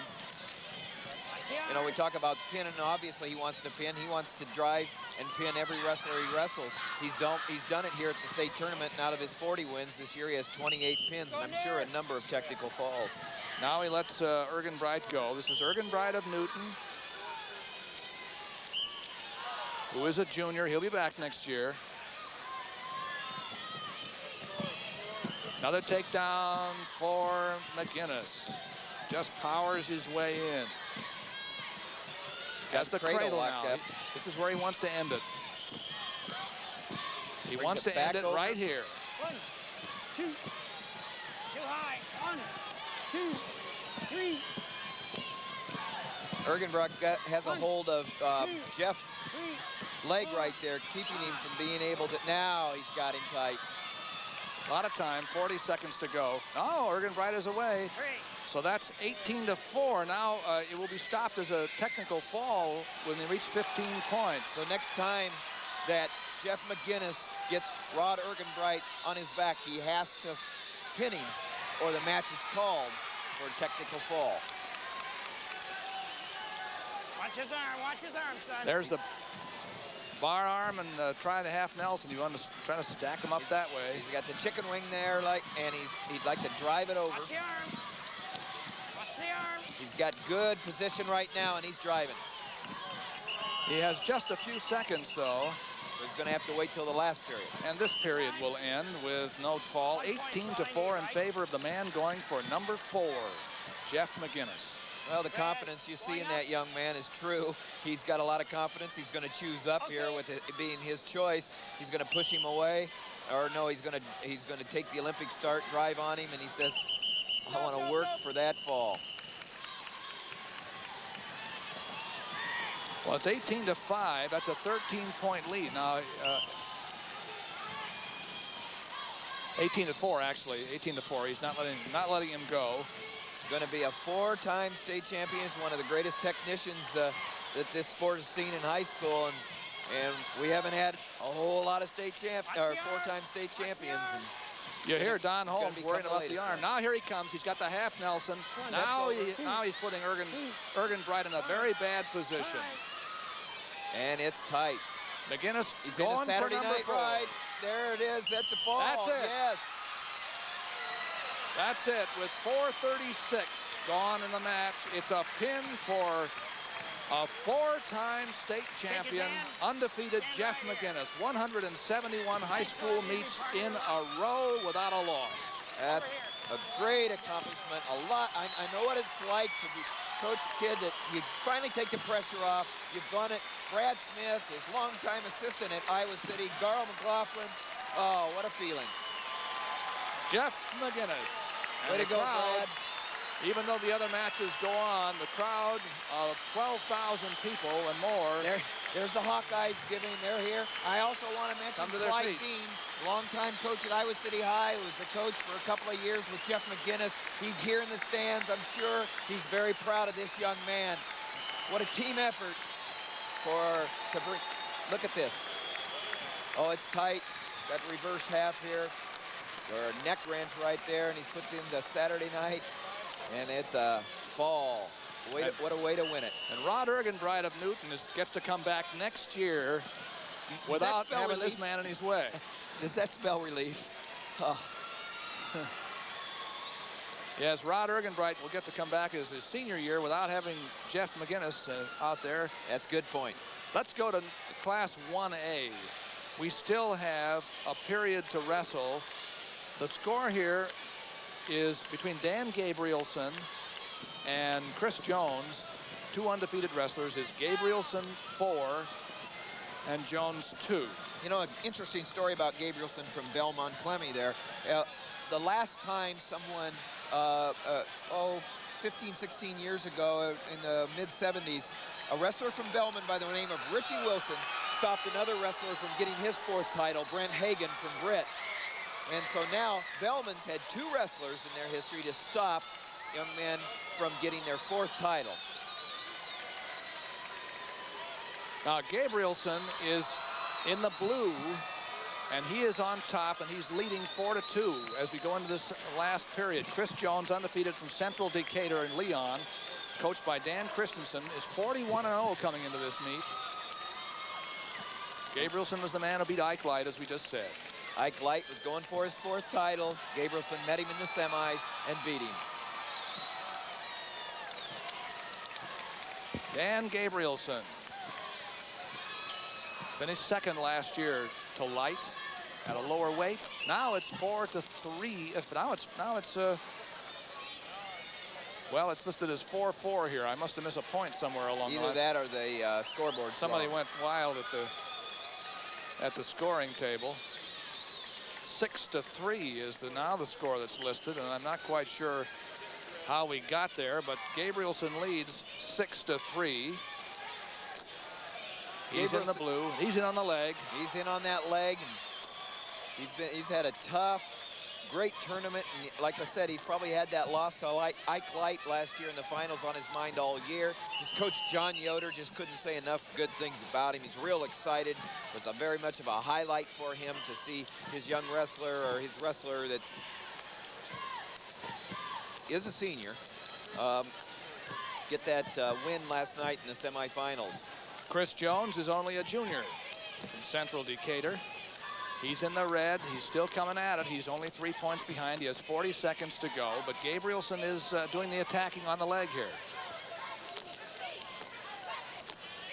Gabrielson, no stranger to this state tournament. He's been here all 4 years, qualified as a freshman, was 4th as a sophomore. Last year, as we said, he was a runner-up. Here he is again.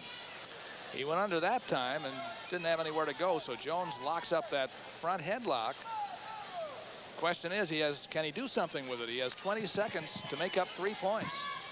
Jones here in the finals. He's in the state tournament for his first time ever. He's only a junior, has another year. Now we're down to 10 seconds.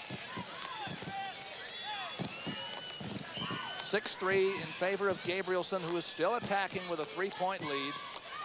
And as long as he's attacking, Jones can't score. And Gabrielson is the winner.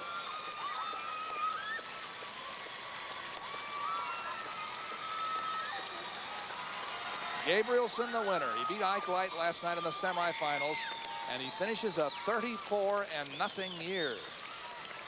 Big year for that young man, coached by John Yoder. That's a big win. So often you come off a huge win in the semis, one you've been pointing towards, and there's a letdown. Let's go to the awards for 125 pounds 1A. Coach Kent Eknes of Rock Valley. 6th place, Charlie Beach, LeGrand East Marshall. 5th place, Colby Yoder, Belmont Clemmy. 4th place, Don Even, Wapsie Valley Fairbanks. 3rd place, Tony Milkoff, Cedar Rapids LaSalle. Runner-up, Brad Canoyer, Carson, Macedonia. And the 1A 125-pound champion from Rock Valley, Mark Schultz. Attaboy, Mark.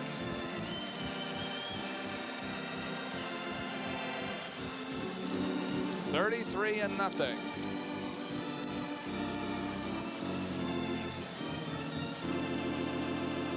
34-0 this year, actually. Presenting the Class 2A 125-pound awards, Coach Clint Young of Emmitsburg. 6th place, Aaron Tony Johnston. 5th place, Brian Sell, Glenwood. 4th place, Ben Shane, Iowa Falls. 3rd place, Danny Stevens, Centerville. Runner-up, Will Smith, Manly North Central, North K. And the 125-pound 2A champion from Emmitsburg, Mark Brandenburg. Mark Brandenburg, champion from Emmitsburg. Not the first from that school, and I'm sure not the last. Coached by Clint Young. Mark Brandenburg beat Smith 7-5. Now up on the stand come the 6th place winners at AAA at 125.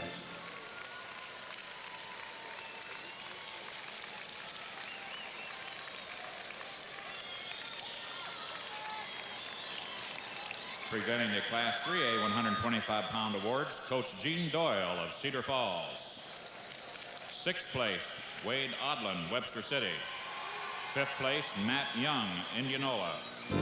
4th place, Scott Bailey, Clinton. 3rd place, Jay Dickey, Waterloo West. runner-up, Victor Martinez, Fort Madison. And the 3A 125-pound champion from Cedar Falls, Zach Geary. Zach Geary from the team that's locked up the 3A title, Cedar Falls. Here's Dick Trotter with a special guest. And we'll have that special guest in just a second, but first we want to announce that Jamie Height of Humboldt has defeated Steve Wilbur of Storm Lake by the margin of 4-2. There you see an excited Jamie Height. Right now, another excited young man from Iowa City in Class 3A competition and four-time state champion, Jeff McGinnis. Jeff, when the score was 18-4, what'd you have in mind? I just wanted to put him on his back and not let him off, knowing that I was going for the fall. I wanted to pin my way through the tournament, and I was able to do that. I wasn't sure. He was pretty flexible. I tried to him early in the match, but I wasn't able to. You're in pretty select company right now, only 9 altogether. Yeah, I was kind of sad that I couldn't make it either, but, I mean, that helped me realize. My dad told me right before that match, he goes, you see what can happen.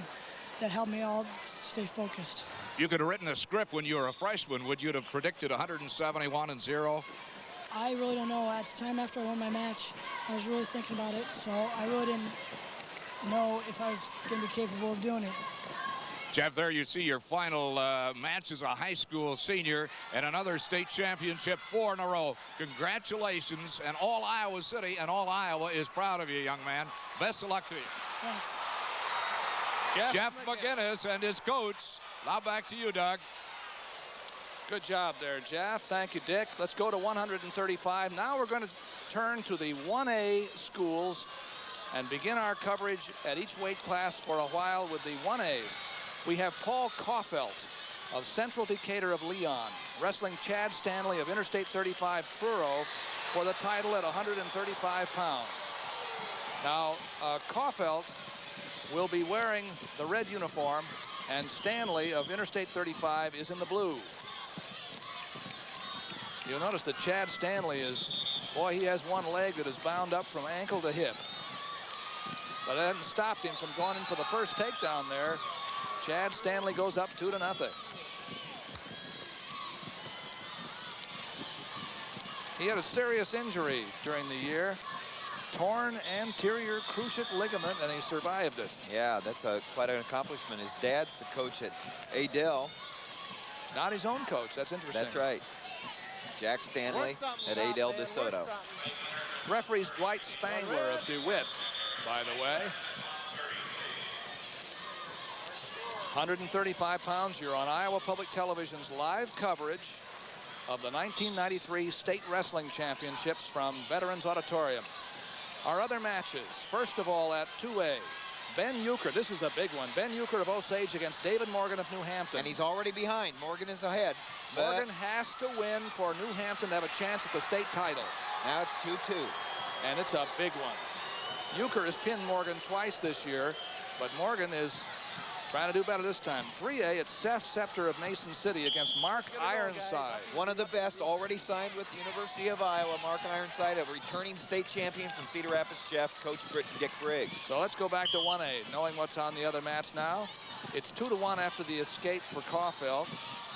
Chanley got the first takedown, and he's in again on the leg. Single leg, coming around behind. He's got it. 4-1, Stanley.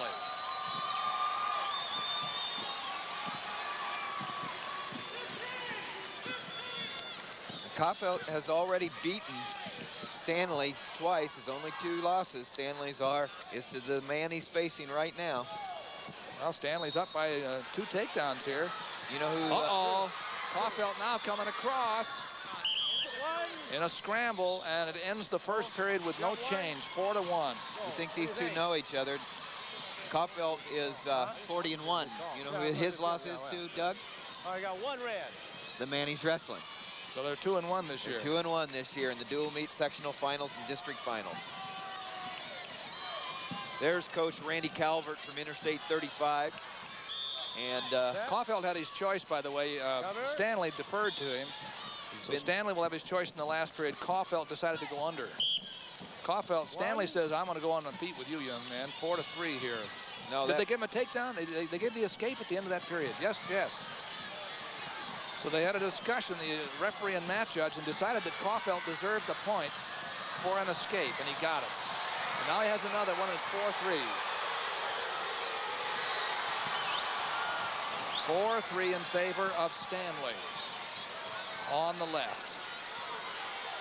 Don't block. Don't block, Green. That's Chad Stanley's blocking off with his head and his arm right there, making it real tough for Caulfield to get in. They know each other so well. They know each other's moves, and it's going to be, the margin of error is very, very small for each of these young men. Caulfield in the red uniform. He got here by beating Herbie Buell of Alum and North Polk 11-1. He pinned Ben Lenny of Belle Plaine, and then he beat Corey Davis of Wapsie Valley 8-5. Stanley got here by beating Ian Mall of Dallas Center 9-5. Thatcher Bell of Mason City Newman 6-4, and another toughie, Ryan Schweitzer of Kingsley Pearson 12-10. This timeout is being taken to look at Stanley's knee. Caulfield's won 125 matches in his career.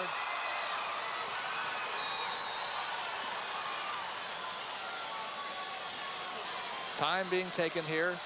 Well, over on the 2A match. We're trying to watch that 2A match because Morgan in the light uniform on top has to win for New Hampton to have a chance for the state title. And he's ahead 6-4 after 2 periods. And that's at the 3A match. Seth Scepter and Mark Ironside. The score there is 17-10 Ironside. As expected. Well on his way to winning another state championship. Here it's 4-3 in favor of Stanley, the man on the left.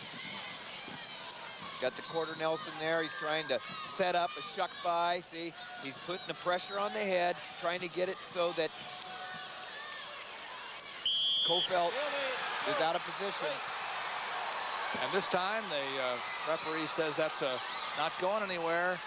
We need to rework it. Now, Stanley's having trouble with the guard on his leg. I think the tape keeps coming loose. And I can update you on the matches again as we have this lull in the action right here on the 2A match.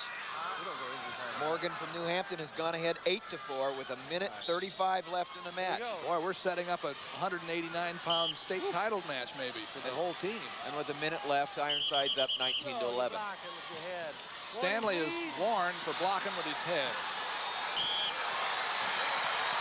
Morgan scoring points with the back over on that 2A match, but right here, look at this. They're fighting for position right here, Stanley and Caulfield. We've got Morgan trying to pin Euchre from Osage, and he's up 10-5 right now with 1 minute left. And if he wins, we'll go to that 189-pound match between the 2 representatives of these 2 schools in the 2A championships. Chad Kodum of West Lyon and Chad Utley of New Hampton to decide the team title.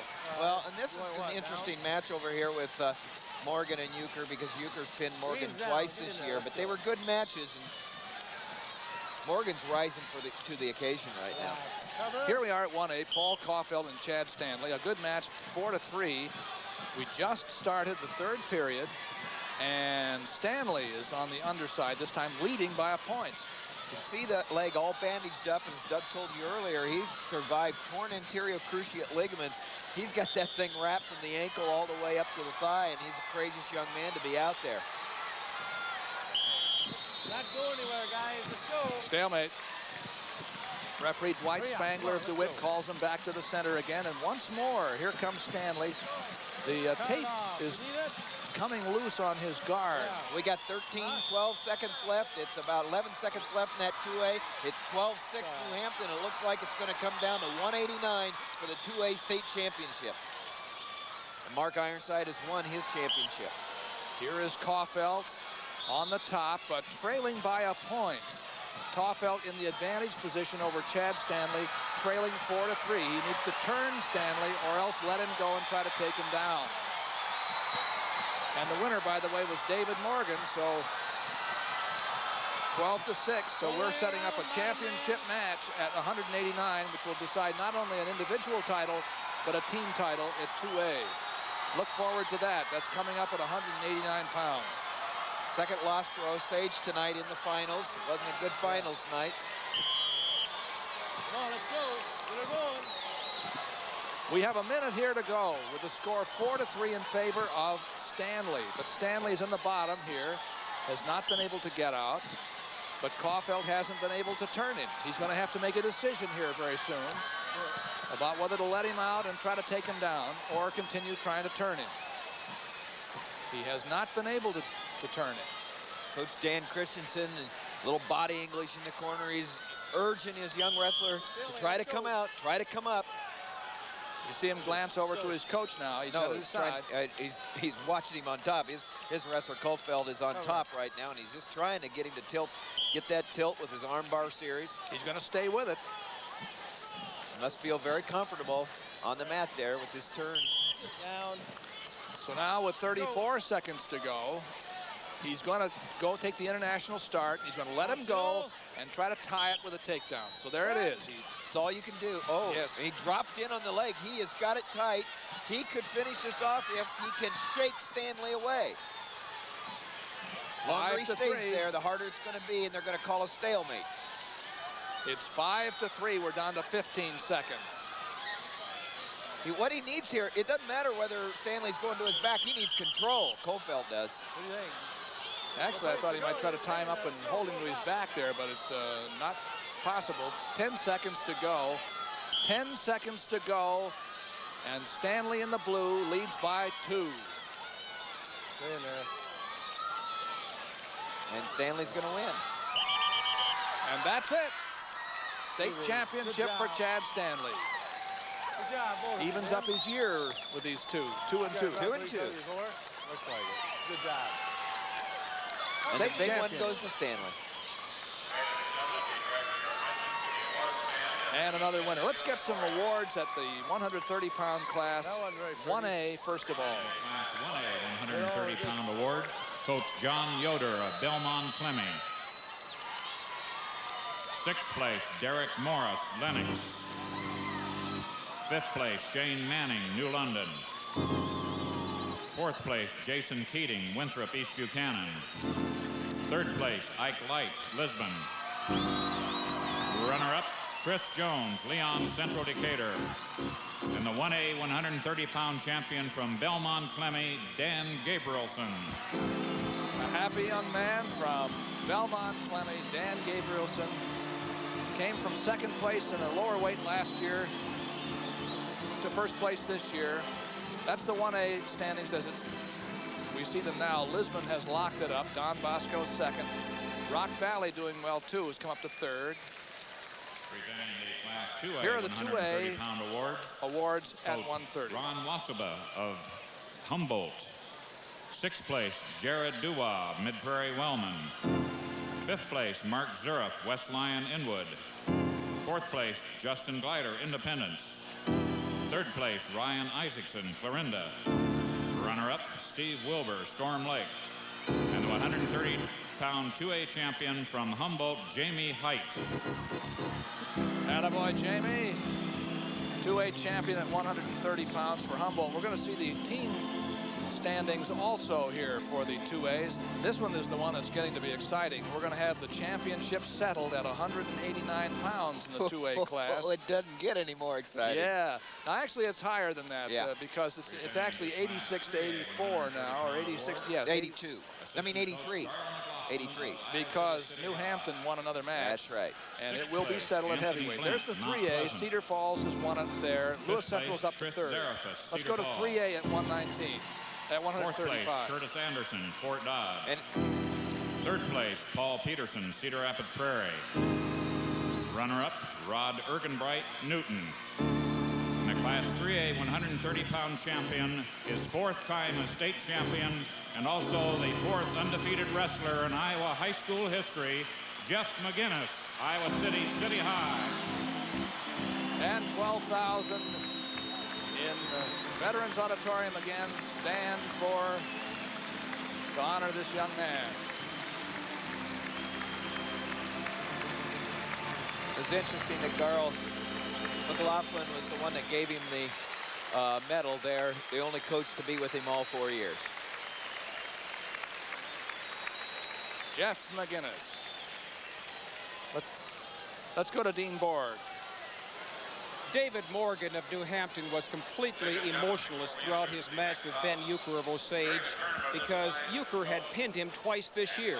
That's the only emotion he showed in the entire match, but now he shows it because he is the champion at AA, 135 pounds, decisioning Euchre 12-6 tonight. Dick? All right, Dean, Mark Ironside of Cedar Rapids Jefferson High School becomes a two-time state champion for the Jayhawks as he defeated Seth Scepter of Mason City by the margin of 25-16. There you see Mark, a very happy young man, now a two-time state champion for the Jayhawks of Cedar Rapids Jefferson. Doug.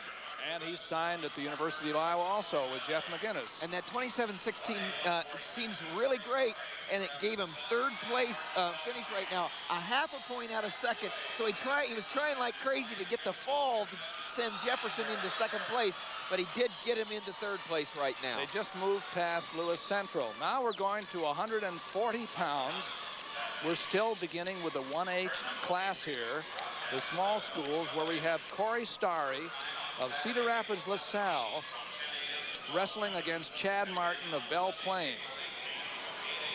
Now Chad Martin is coached by Al Billings, Corey Starry by Dan Connor. Starry is 42-3 this year. And Starry is in the green uniform, Chad Martin of Belle Plaine in the dark blue. And there is Starry in on a leg right away, the outside single, picks it right up. Going for the first takedown if he can get it. Still doesn't have it. Doesn't have advantage.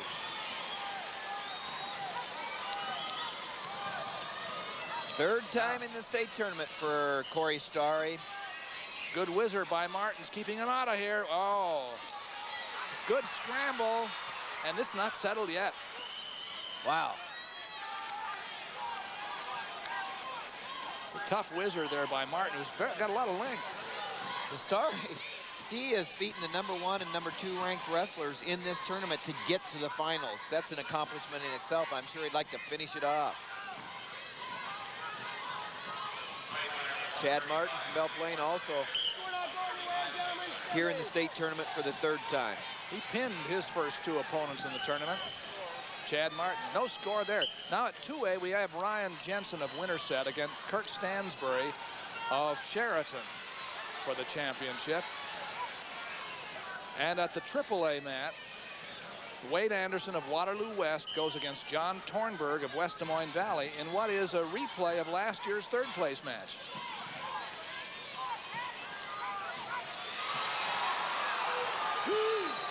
And there's Martin getting Belle Plaine and LaSalle, not too far from each other. Cedar Rapids, LaSalle, and Belle Plaine. In fact, these two young men have probably worked out together, and yet they've never met in competition. Martin got the takedown.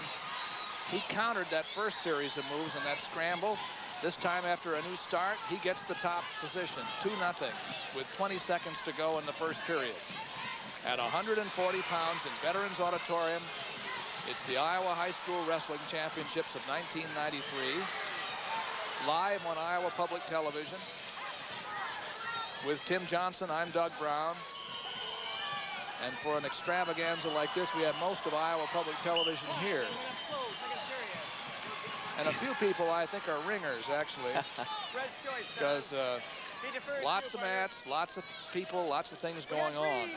Well, you know, wrestling's one big family anyway. You know, not only Iowa Public Television, but the family tradition lives on out here in wrestling. This young man that's getting down in referee's position, Chad Martin, is a nephew of Bob Yelich, a star for Belle Plaine and then Co-College. Oh, here is Starry. And he's in trouble here. On his back. It's close. It's That's close. A tough spot. That's a tough spot. Martin Referee fighting hard. Bob McNeil is down there looking at it. A lot of time in the second period. And Martin survived that, but it's a 3-point near fall, makes it 3-2 in favor of Starry. Tell you, when he started underneath, I don't think Martin expected that to happen.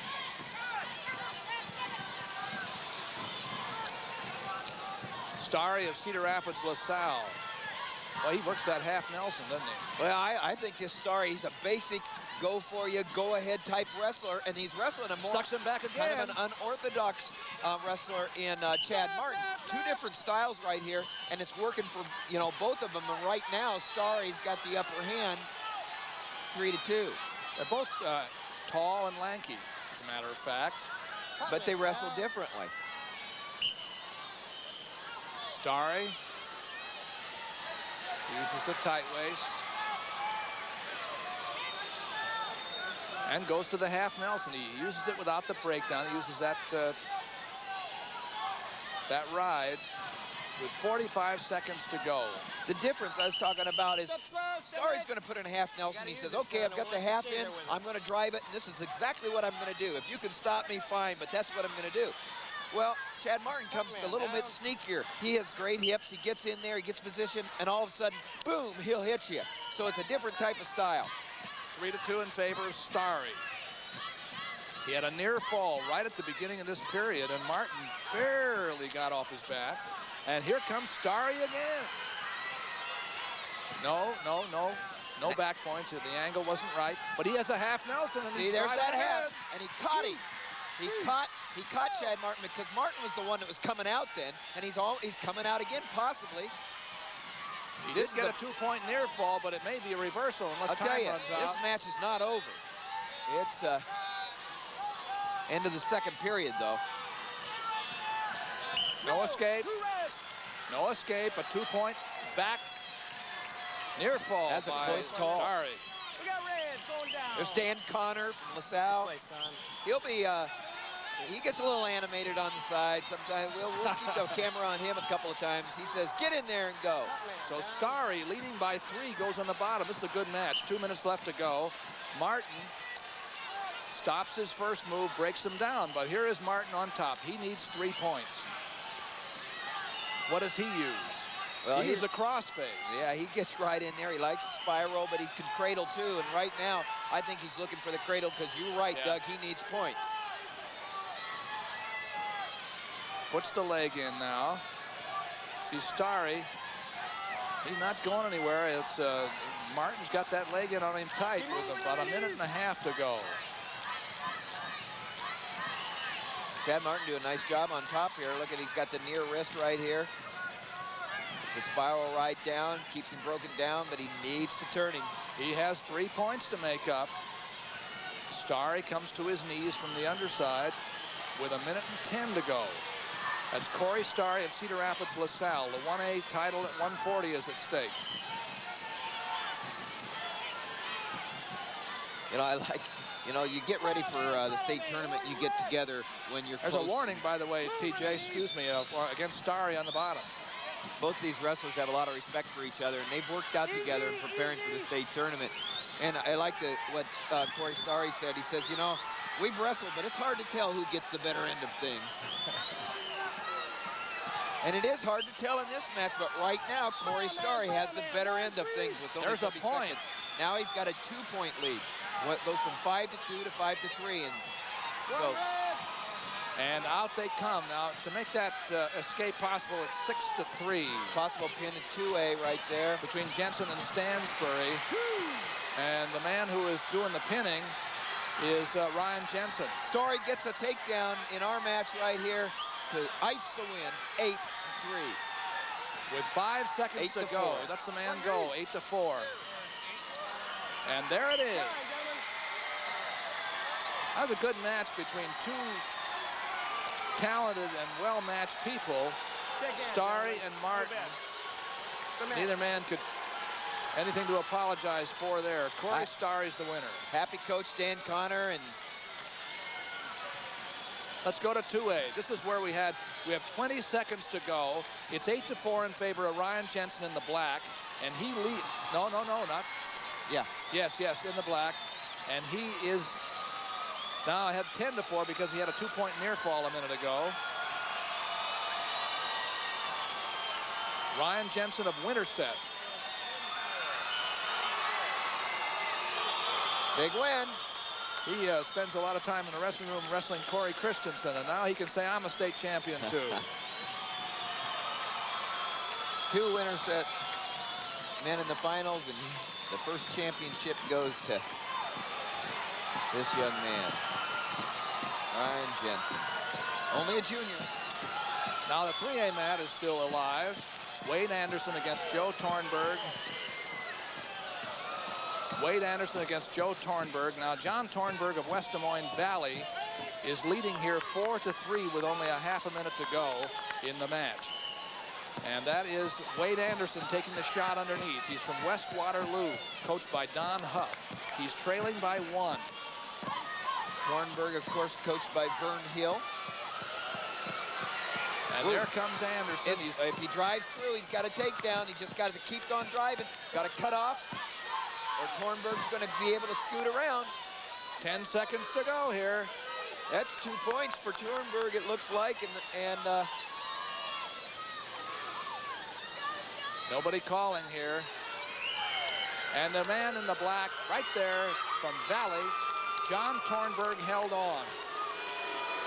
And I meant 2 points for Wade Anderson, the way it was. No. John Tornberg is the winner, 4-3. Now the story of that goes back to last year, you know, when they wrestled for 3rd place. They wrestled for 3rd place last year, and Wade Anderson won, and Tornberg gets it back. Let's go to 1A championship awards at 135.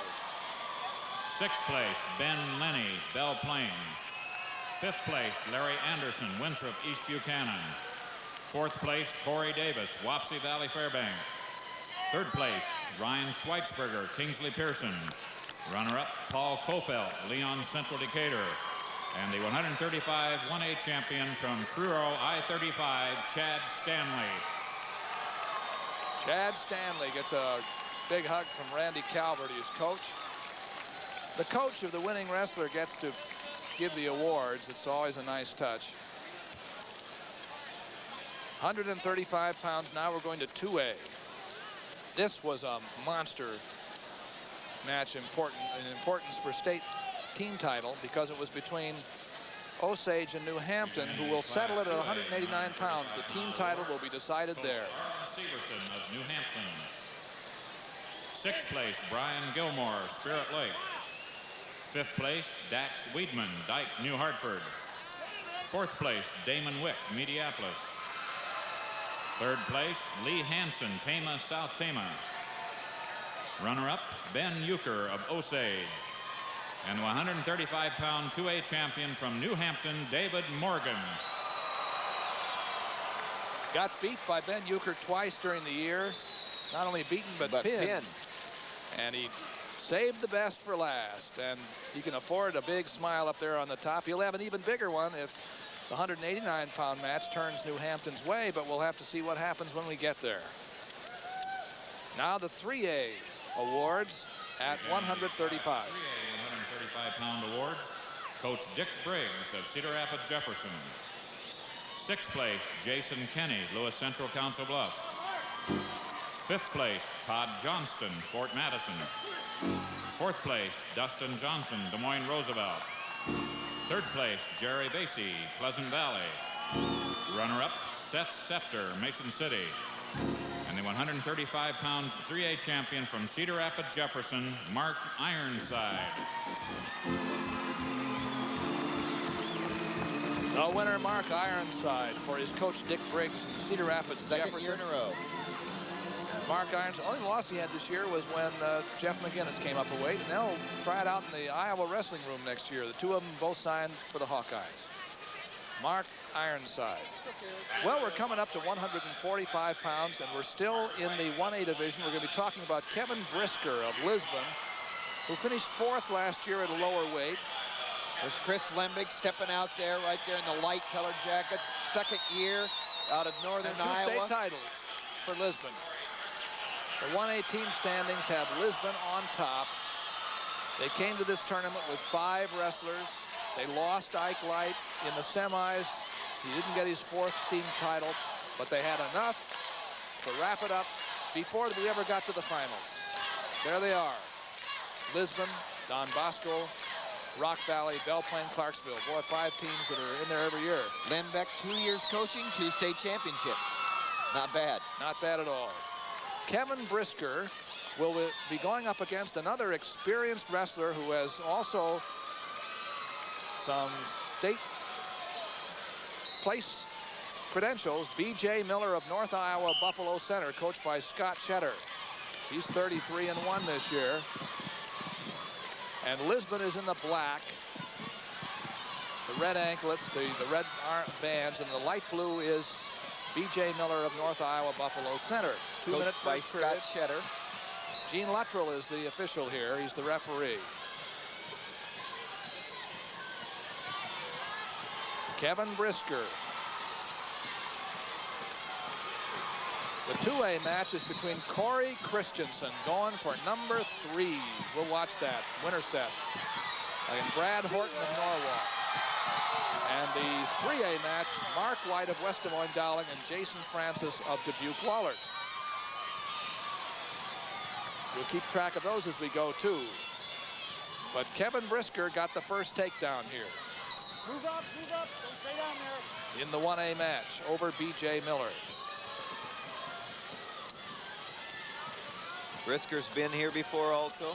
He was fourth at 135 last year. And Miller was 5th last year at 135 at the 2A class. Brisker's coming off a late start this year due to a broken foot and ending up his rest of the regular season undefeated. So he's come on. Here's the takedown. Oh, he shifts gears there real nicely. He switched off, went to his left, a little duck on the mat, and came around for 2 points. And he's hanging in there tough on top. Kevin Brisker.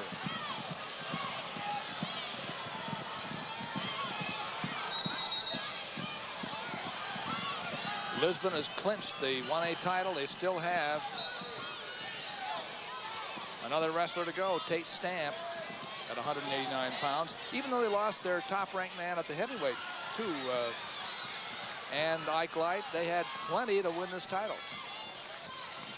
B.J. Miller trying to come out, not getting the job done against Brisker. There's Chris Lembick right there. That's Chris. He did his high school wrestling in Minnesota. Yep, came down to University of Northern Iowa, was an All-American, and came up to Lisbon from Southwest Missouri, where he was with John Krebs, former high school wrestler in Iowa and wrestler for Northern Iowa, and now he's settled in at that high school in Lisbon that made famous by Al Baxter and Brad makes it 2-1, and Miller got it on that bear hug and came around. And he's now up 3-2. He was close. And he's tilting Brisker for points. Boy, you can strike just like lightning. There's so many things that can happen. 2-point near fall. A 4-point move for Miller of North Iowa Buffalo Center. 5-2. Right here. He drives him down, but then he immediately loads him up right here. Watch. He's got the wrist trapped on the far side. He's got his hips loaded up on his, and he's tilting him past 45 degrees for 3 seconds and gets 2 points. Miller confident on his feet, lets Brisker go. Now it's 5-3 in favor of Miller. And here comes Miller again on the high leg. Attacking right on the high leg, like you said. Now he just has to dump down and drive across the hips. See, he needs to drive through. He can't let Brisker come back into him. He's got to drive through, get his hips in action. Switches off to the double. Yep, there's looking better. And he got the takedown. 7-3, boy. He lost the first takedown, but he's been in there ever since. 6-3 is the score.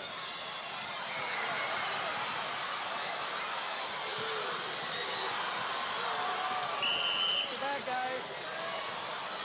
Hustle. In the second period. There's Scott Cheddar Stay set, from North Iowa and former Eagle Grove high school wrestler in the 70s and wrestled for Wartburg. 6-3, takedown. Second takedown by B.J. Miller put him up by 3 points.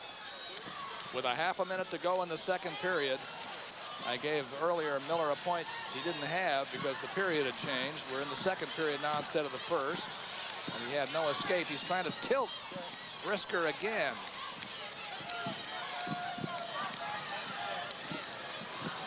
B.J. Miller. Yeah, he's done a job here in the last several minutes of really controlling the match against Brisker. He's only a junior. He's already been in the state as a freshman, sophomore, and junior. So, you know, B.J. Miller's had some tough matches here in this tournament. He won a 1-point first-round victory over Terry Menny of Tipton. This is at 3A. You're looking at the pin up there. Possibly Jason Francis of Dubuque-Wahlert is the man on top over Mark White of Dowling, with about 20 seconds to go in the second period. And Francis is leading 10-7 before this situation. And in the main match here, you're seeing B.J. Miller leading 6-3 over Brisker of Lisbon, and controlling Brisker on top right until that point. Well, if Miller comes back into the hips here and controls him, Brisker won't get it. If Brisker can scoot, but he doesn't. And you see, end of the period. Whenever it gets in a little bit of trouble, B.J. Miller just drops back down and attacks the hips. And we talk so much about the hips, and we know that's where the power comes from. You get your hips underneath here, those are the big muscles, you know? You get those in, that's your power. If you can take it away from your opponent, you take away his power. Keep it in now, keep that on in. In this position, right here, so he's Miller going to try to cast top. over. Miller doesn't want to get caught to where Brisker can scoot. Well, he can't scoot now. 6-3 lead for Miller. Needs to drive across here.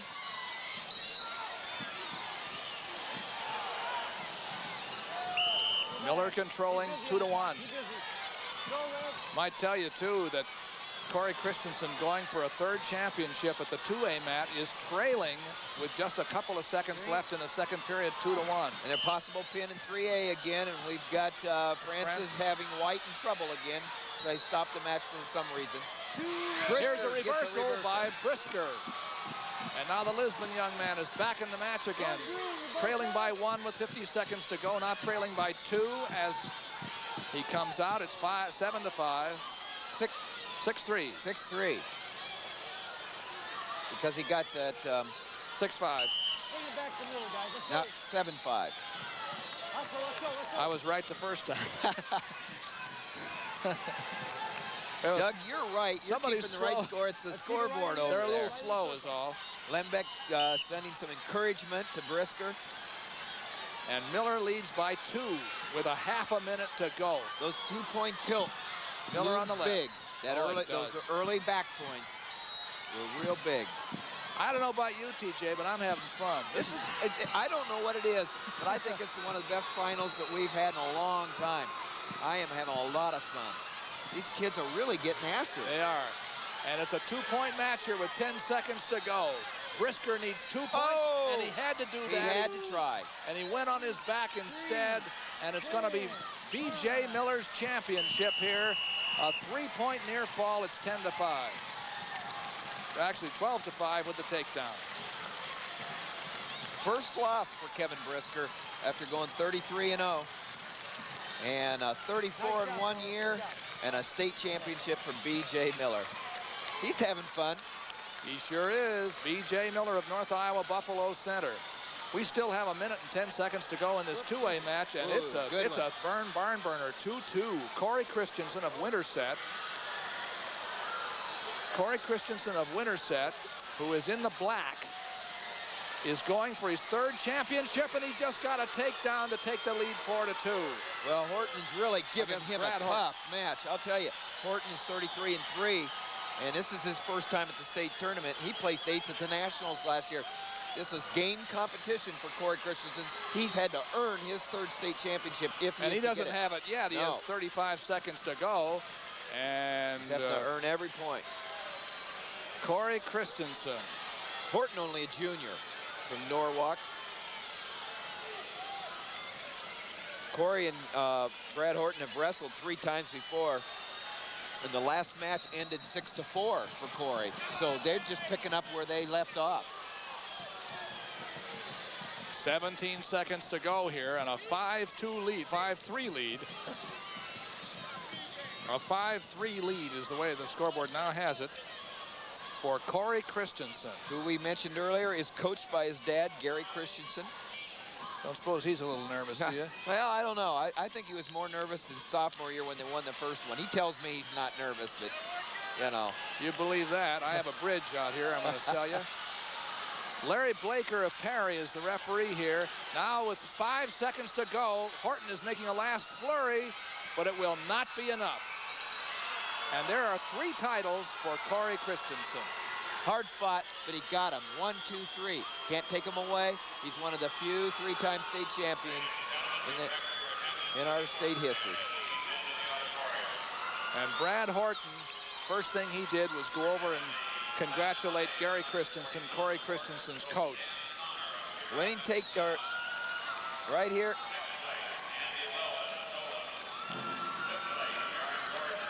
There it was, the reversal. Just a scramble.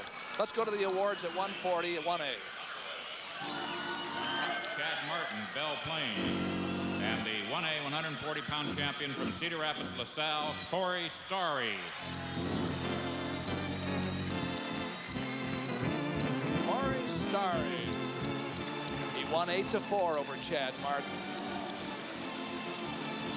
He can walk down the streets of halls of Cedar Rapids, LaSalle, and he's the state champion.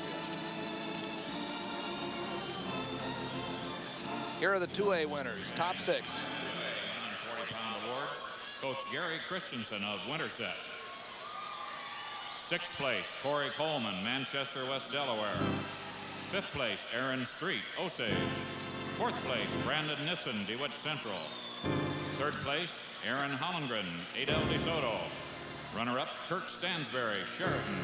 And the 2A 140-pound champion from Winterset, Ryan Jensen. So actually, Winterset gets 2 champions, 2 weights in a row. And you know, that helps when you have 2 men that good against each other in the wrestling room. You can see where they came from. Well, that's right. They make each other that good. Ryan Jensen won 10-5 over Kirk Stansberry of Sheraton.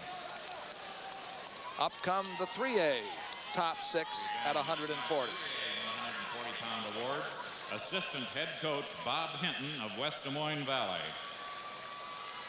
6th place, Baramy Osandro, Eldridge North Scott. 5th place, Chris Deegan, West Des Moines Dowling. 4th place, Dusty Kofel, Cedar Rapids Prairie. 3rd place, Eric Coble, Cedar Falls. Runner-up, Wade Anderson, Waterloo West. And the 3A 140-pound champion from West Des Moines Valley, John Thornburg. 4th place last year to Wade Anderson's 3rd. He's the champion this year at 140 pounds. Let's go to Dick Trotter for a floor report. All right, in our match for the 145-pound 3A championship, it was a doozy. And I'll tell you, the Dubuque champion here is Jason Francis. It was back and forth scoring, 15-8 over Mark White of West Des Moines Dowling. Quite a win for Jason Francis of Dubuque-Wahlert. Coached by Tom Horton. Thank you, Dick Trotter. Now we're up to date through 145 pounds, and here we go to a new class. We go to the double A's, the 2A schools from 152, well, actually right on through the finish as the beginning match at each weight.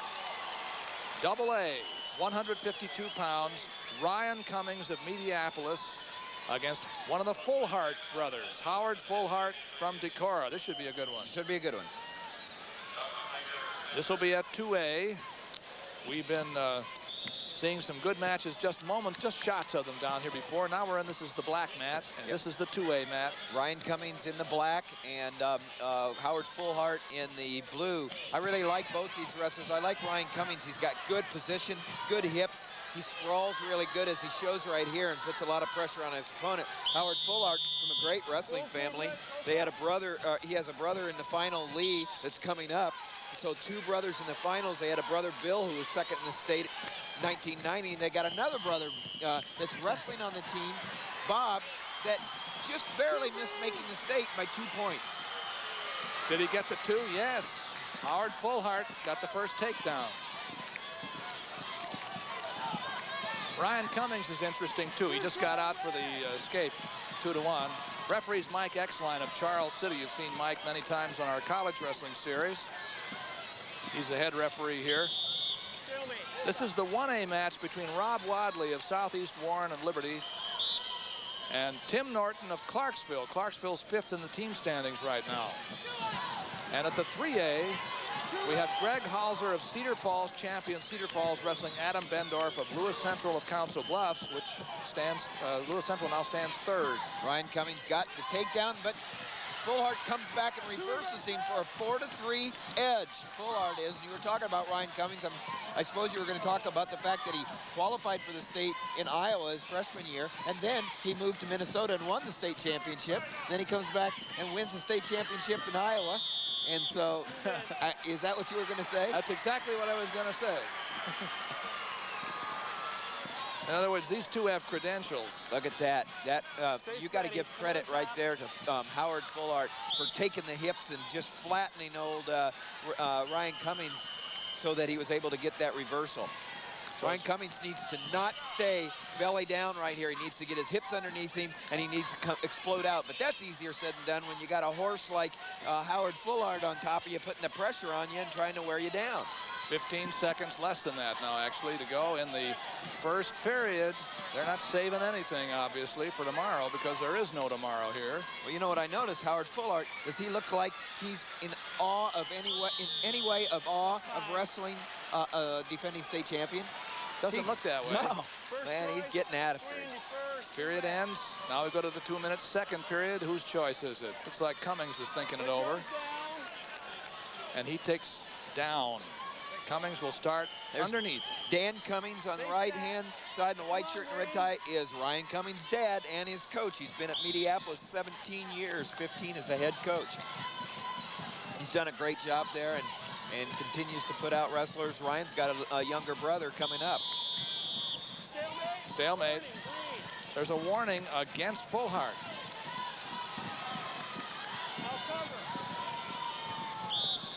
For what Mike Exline thought was less than aggressive wrestling there. But Fullhart goes right in there with that head lever. Yeah, he's doing a nice job of controlling Ryan Cummings. Ryan needs to get his arms free. He needs to clear his hands and not let Fullhart trap him before he comes up. Not doing a good job of scooting his hips out and getting underneath him. Fullhart really putting the pressure on right here. Here comes Cummings. Has the leg, at least to look for a moment. A lot of time left in the second period. 4-3 in favor of Fullhart, who's on top here. And looking real tough. In the up position. There's Coach Roger Williams from Decorah. Intense right there. He's real proud of that Fullhart family. He really is glad to have been able to coach all those brothers and says it's just a great family. Cummings wants to switch. Now he goes the other way. He locked that wing and came around, and it was a reversal, takes the lead 5-4. Nicely done. You know, something about Roger Williams, you know, he's really paid his dues. He's been 23 years at Decorah, 12 years as a junior high coach, 8 years as a varsity assistant, and now 3 years as head coach. I think he knows the program. Looks that way to me. Here comes Fullhart again, and another reversal. Wow, this is a wild match. No, hey, this one is going to be decided in the last few seconds. Now Fullhart of Decorah leading by 1. Puts the got that hammer lock. Ryan Cummings needs to come up. He does a nice job of coming up because you lay down and put that hammer lock and thread through like he wanted to, and you're in big trouble.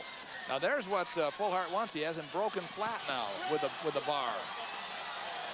So Cummings is going to have to come up here or run the risk of getting turned. 7 seconds to go in the period. Certainly not going to score down there. There's the end of the period. It's a 6-5 lead for Fullhart. Right here. Again, able to slip him down. Cummings slips off, gets his hips caught underneath. Nice job of breaking the legs. You practice that in the room. You just don't do that without practice. Now Fullhart started underneath, but Cummings didn't want to ride him trailing by 1 point. He's going to let him go, give up now a 2-point advantage, and go for the takedown to try to tie it. Well, Cummings likes to be on his feet right there, and he likes the low-level attack, but to do it, you've got to attack. You can't always be on the defense, and So, you know, when you know that you want to be on the feet, you use that international start just to clear them away, push them away, and start. And so, you know, that shows you where Ryan Cummings likes to be. 7-5 with Fullhart in the blue on the left, leading by 2. Now, he was warned once, so he has to stay aggressive. He's in on the leg. And he is, and that's the thing about Ryan Cummings, defending state champion. He needs to wrestle his match. He needs to just attack and be on the attack like he usually is. Fullhart's not allowing him because he is continuing to put the pressure on him. Now, right here, Ryan Cummings needs to find it within himself to go now, not to back off, to make that shot. He does, and he gets a single leg. And a takedown, and he has possibly some trouble for Fullhart here because he has a half Nelson on him. That was a wonderful low-level attack right there. He has a cradle. He has a cradle locked up. Well, I'll tell you, the way they've been rolling around, there's nothing for sure. So he better watch that he doesn't get high right here. Did he get back points? 7-5, 7-7 after the takedown with 40 seconds to go. Cradle is still locked. See, look at that, he's slipping off. He gave him 2 back points. So it's 9-9 now. 2 back points, 2 reversal. 9-9 with 25 seconds left. And I would say advantage right now, Ryan Cummings, if he knows what the score is. Because if he escapes, he wins. That's right. Here he comes. He's not going to do it rolling around the match. Now, Fullhart is going to hold on for dear life, but he can't stall because he has been warned. Well, Fullhart's doing a nice job here. He really hammered down those last 25 seconds. This is going to go to a takedown. We're going to have an overtime. That's right. I can tell you right now, whoever goes on the attack's going to win this. It's not going to be one on defense. It's going to be one on offense. Both of them have good attacks. We'll see what happens. Okay, they don't give him any time here. They just go right at it, a 2-minute overtime. It's sudden death, my friend. The first point will win of any kind. The first point. Cummings of Mediapolis in the black. Fullhart of He's got the single leg. He needs Cummings to cut across. He's got to cut across or Fullhart, and he does. He cuts across. If he can come around, he's got his 2 points in a second state championship, but Nothing yet. Fullhart is a scrambler. He's a scrambler. He's not done yet. He's hanging in there. He's hanging in there is right, Doug. And there it is. It goes to Cummings. I'll tell you what, heck of a match. That was both young men, couple of winners right there. State champion Ryan Cummings finds a way to win, but not before Howard Fullhart really did a nice job, giving him all that he could handle. Great Ryan championship. Cummings of Mediapolis. And his dad, a happy dad, Dan Cummings. How about that? That's how it happened right there. He had the leg, was behind the arms, and he just, now it's, does he have control? Mike Exline says that's control. Okay. Now we have a 3A match still going. Greg Halser of Cedar Falls and Adam Bendorf of Lewis Central. That's Bendorf of Lewis Central in the dark uniform in the riding position, and he leads 7-5. Greg Halser of state champion team already. Cedar Falls, Bendorf of Lewis Central. This team will move up in the standings possibly if they can get another championship here. Halser, second last year, 145. He's also... Bendorf is penalized for stalling on top. Half a minute to go, and Bendorf has a 1-point lead.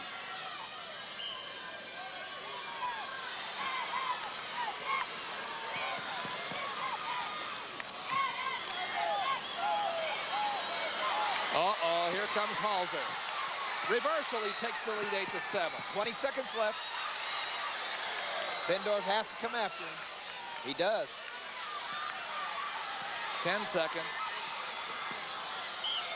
8-8 after the escape. Are we going to have another overtime here? No. No. Oh, yeah. Could be. Unless somebody takes somebody down. And he got the Halser got it. Halser gets it with 2 seconds left. They called 2 points. We have had some exciting matches, Doug. So he gets an individual championship to go with his team title. Greg Halser of Cedar Falls. the 3A champion at 152 pounds. Keith Pullman raising his hand. Let's get the winners now on the stand at 145 in 1A. Scott Cheddar of Buffalo Center, North Iowa. 6th place, Corey Conrad, Liberty Center, Southeast Warren. 5th place, Mike Koss, Wilton. 4th place, Jeff Johnson, Rock Rapids Central Lyon. 3rd place, Casey Christensen, Riceville. Runner-up, Kevin Brisker, Lisbon. And the 1A 145-pound champion from Buffalo Center, North Iowa, B.J. Miller. B.J. Miller. He had a big 5-point move at the end of his match against Kevin Brisker and won it 12-5. Championship for B.J. Miller. Up onto the stand come the 6, who were the top placers at 2A, 145 pounds. Class 2A 145-pound awards. Coach Gary Christensen of Winterset. 6th place, Nate Smith, Britt, West Hancock. 5th place, Lyle Hannes, Fairfield. 4th place, Travis Holm, Osage. 3rd place, Dave McAllister, Washington. Runner-up, Brad Horton, Norwalk. And the 2A 145-pound champion from Winterset, Corey Christensen. A 3-time champion. And it wasn't easy.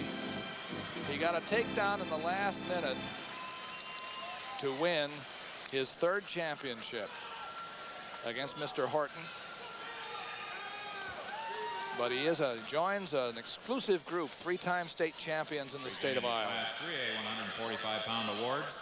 Coach Tom Horton of Dubuque-Wahlert. 6th place, Paul Harnum, Bettendorf. 5th place, Mark Pendergast, Cedar Rapids, Jefferson. 4th place, Ben Flock, Fort Madison. 3rd place, Brant LaGrange, Cedar Rapids Prairie. Runner-up, Mark White, West Des Moines Dowling. And the 3A 145-pound champion from Dubuque-Wahlert, Jason Francis. Jason Francis. Somewhere between France and here, that Francois got changed into a Francis.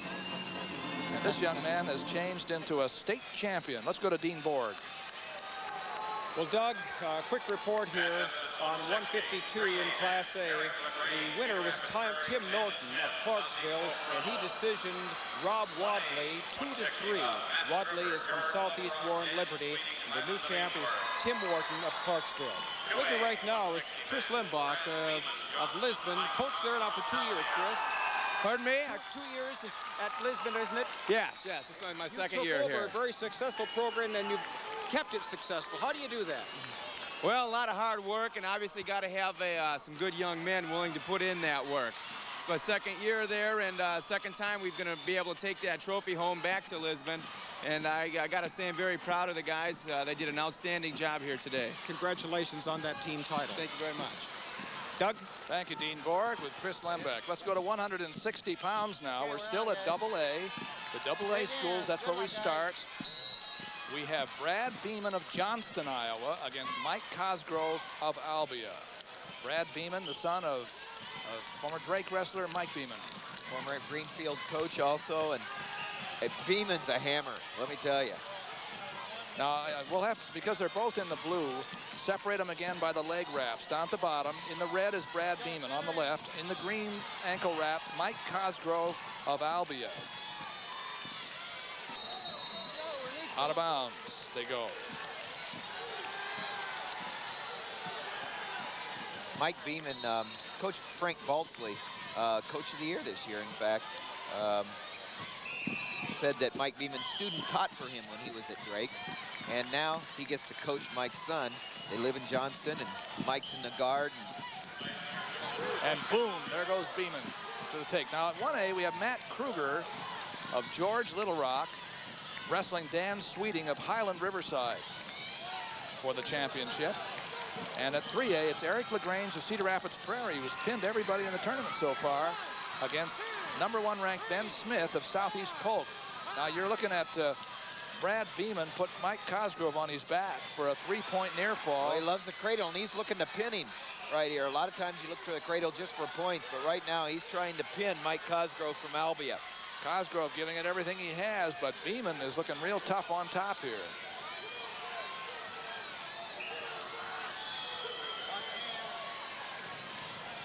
$44-0. 5-0. It's the most in most wins in a season in Johnston history, and Balsley's had a long-time successful program at Johnston. Again, he has him in that cradle. This time he Beeman's got not a only a two-point wrestler either; he's a national caliber high hurdler. And There's the reversal, and an 7-2. all-state linebacker, but then that doesn't bother Mike Cosgrove, who just came right back and reversed him and starting to try to work his way back a few points at a time. Mike Cosgrove, Albia, Brad Beeman of Johnston. Beeman got here, he beat Dane Lundvall of Glenwood. He beat Blake Williams of Decorah 7-5 just before that. He pinned Lundvall. He beat John Whitmer of Eagle Grove in the semis 13-5. Mike Cosgrove reached here with a technical fall in his first match against Larry Weber of Spirit Lake. 6-4 over Travis Busick of Hampton, and then 4-2 over Kevin Miller of New Hampton, and two toughies. Look at that chicken wing right there. It was potentially dangerous. He didn't get it above the elbow, but he can crank. He looks for that chicken wing and then a half Nelson or a far wrist and tries to drive. Cosgrove started on the bottom here. Beeman leads by 5, 7-2.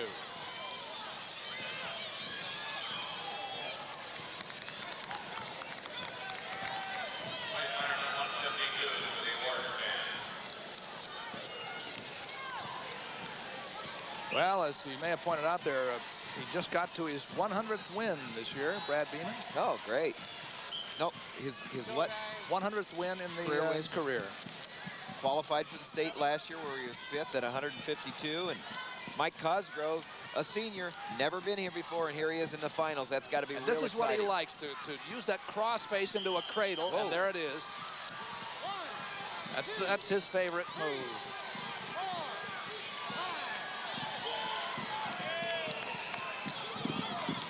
Is a near side cradle. It's a little hard to get that shoulder down, but boy, you can rack up a lot of points there.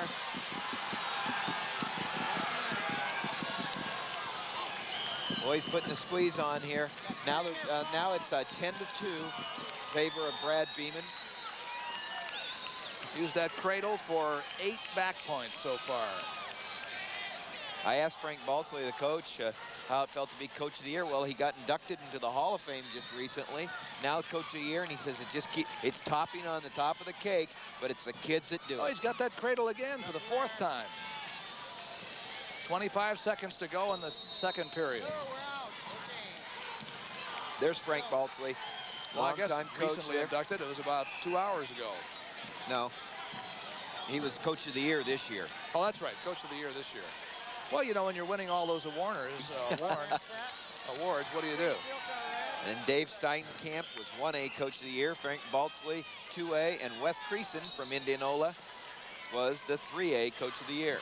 Back to live action again, and we do mean live because we're live here at Veterans Auditorium in the 1993 High School Championships, 160 pounds, the 2A match between Brad Beeman on top and Mike Cosgrove on the bottom, trailing 10-2.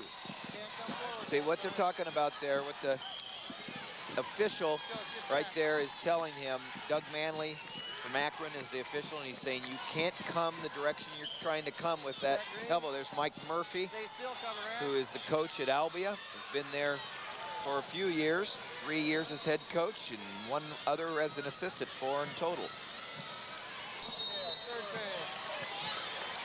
Beeman, at the end of 2 periods, has an 8-point lead. 10-2, and Beeman will take the bottom position. Now let's go up to 1A to see what's happening between Matt Kruger and Dan Sweeting. The score here is 9-5 in favor of Sweeting. We've lost only once this year. Matt Kruger, his dad and his uncle both finished 2nd in their careers. He'd like to break that, He'd like to break it, but he's trailing now. There's 3A, Eric LaGrange of Cedar Rapids Prairie and Ben Smith of Southeast Polk. Smith is #1 ranked, and he leads 7-4 starting the 3rd period. Here's Cosgrove on top. He has 8 points to make up. Well, and Cosgrove likes to be here, and he'd like to be able to turn Beeman there. He likes to be in the top position and work for a cradle. This is where college coaches look too. They like to see, you know, you're not used to being on the bottom when you're a good wrestler. And sometimes if a young man in high school can come out of there fast and be good on the bottom, that's one thing you don't have to teach him when he gets to the colleges. But like you said, in most cases, you're so dominant if you're at that level that you're going to go on the college and wrestle. You're not underneath a lot, so you don't get a chance to work on it. Good coaches work on it all the time, coming out, because it'll win the close matches in the big matches. We're only a minute away from being done here, but Cosgrove has 8 points to make up. He stays on top because he has a lot to do, and he wants to turn Beeman if he can. It's his only chance. Hustle in, guys. You see the score there, 10-2 up in the right-hand corner of your screen. Favor of Beeman. 2A 160-pound championship. Iowa High School Wrestling Tournament, 1993. Beeman scoots out, does a little short sit, tries to come back, but, you know, he's ahead 10-2. He's trying to get the juices going, saying come out, but he's saying, I'm going to win a state championship if I don't do anything stupid. And maybe I don't want to come out that That's bad. right. Here he comes. Little roll, add a little excitement to it, but we have only 20 seconds to go. But you don't want to get down there flat against good competition. Cosgrove doing a nice job of riding. I mean, I'm not just saying riding either. He's trying to turn, but it's academic right now. Yeah, those cradles. How many? Four cradles. Mike Murphy says, I've seen enough cradles against me tonight to last me the rest of my career. And this one's going to end right here, I think. Tough half Nelson by Cosgrove, but he has too far to go. One of those, if you could wrestle it again and watch the video and say, gosh, all I have to do is stay out of the cradle. But you can't. This is the big one, and the one that turns it on, which was Brad Beeman tonight, wins. So the number 1 ranked wrestler at the weight in the 2A finishes there at the end of the year. It's Brad Beeman of Johnston, 45-0 for the year. We still have the 1A match going. Matt Kruger and Dan Sweeting. The score here is Sweeting 13, Kruger 6. We have just a couple of seconds left. And you were just in time to see Dan Sweeting leap to his feet a winner. He's from Highland, Riverside, Iowa. Dan Sweeting is coached by Gary Curtis, longtime coach at Highland. In fact, I don't know for sure, but Gary Curtis either coached Dan Sweeting's dad or his uncle, but 20-some years ago, there were Sweetings at Highland that were just as tough as this young man here, but didn't win a state title, and so Dan Sweeting comes through. 1A awards at 152.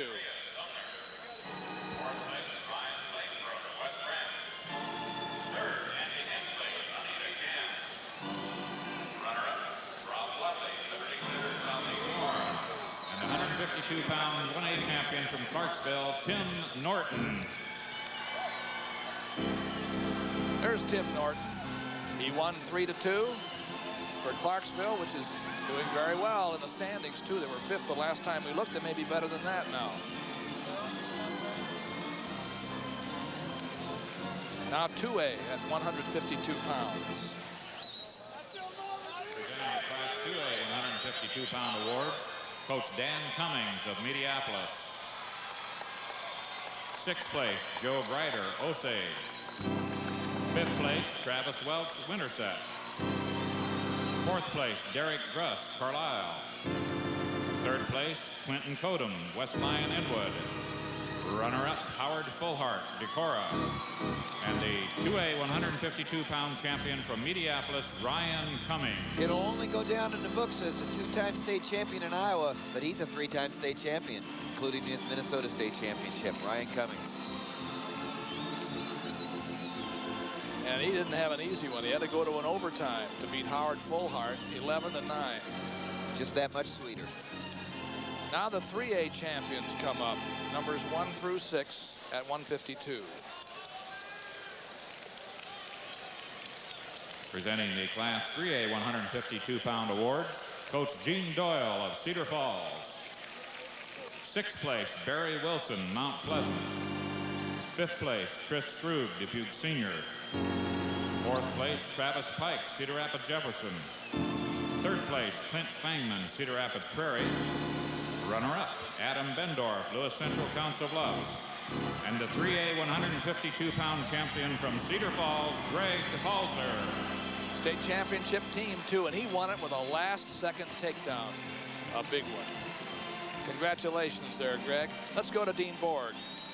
Well, Doug, Matt Kruger of George Little Rock, a district up near the Sioux City area, was seeking to become the first champion here in the history of his school. His dad and his uncle had both been runners-up, but it was not to be. He was decisioned tonight by Dan Sweeting of Highland Riverside, 13-6. So Dan Sweeting is the champion in Class A at 160, the 3rd champ from Highland Riverside in the history of that school. Dick?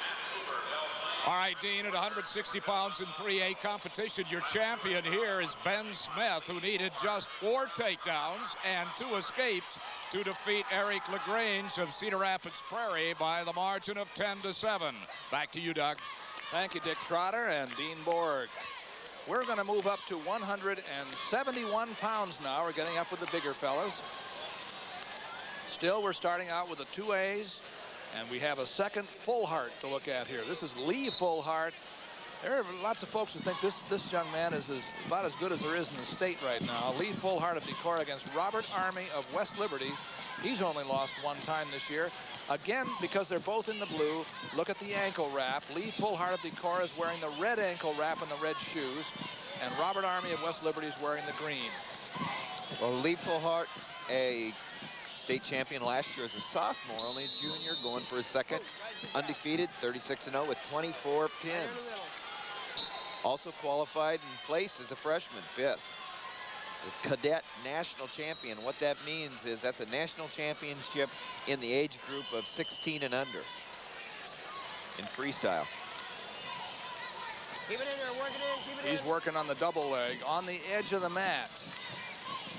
Robert Army's done in his own right, done a nice job breaking the school record for number of wins in a career. And West Liberty, the winningest wrestler in the history of the West Liberty Comets. Up in the corner, you see the 1A match between Matt Hoover of Belle Plaine, undefeated, against Chris Ortner of Don Bosco of Gilbertville. And then at 3A, Matt Mulvihill, number 1 ranked from West Des Moines Dowling, wrestling Chris Lensing of Bettendorf, coached by Pat Pickford. And whose only loss, Mulvihill's only loss was to Lensing. So we'll keep an eye on that. 2 points. Is there a score? There is. Fullhart gets it. He's up now 2-0, taking the lead in this match. Basically, you're down, Green, right here. Yeah, 2 red takedowns. 2-0 for Fullhart. Scoreboard doesn't have it yet, but it is 2 for Fullhart. Well, we found them to be a bit slow, not as fast as our crack play-by-play, Doug Brown. Well, we're watching 1 match, and everybody else is watching 3, I think, at a time. Hopefully not the scorekeeper on each match. Although that hasn't been the case so far. We have 2-0 in favor of Fullhart, and he's riding tough on top with a tight waist. Fullhart with the red shoes. That's the way we're separating them here. Army only lost once this year. 38-1. There's Roger Williams, the Decorah coach. Already had somebody in the finals, which happened to be the brother of Lee, who gave a great match just a match ago against Ryan Cummings. And lost in overtime. Robert Army's also qualified 3 times for the state tournament. He placed 5th last year. Kurt Deemer is there with the tie on in the blue there that you can see through there, and he's the head coach. We're getting ready for a big match at 189 pounds, by the way, so we want to show you the match setup here. There's West Lyon ahead by 3 points in the team score at 2A, and that 189-pound match will be between the only wrestlers left from those 2 schools and they're going to wrestle it out for this team title and an individual You championship. get 4 points for a win in the finals. Everybody can do their math. Let's improve it. Let's improve. In the second period, Army started on top here, trailing 2-0. Here comes Fullhart out the back door.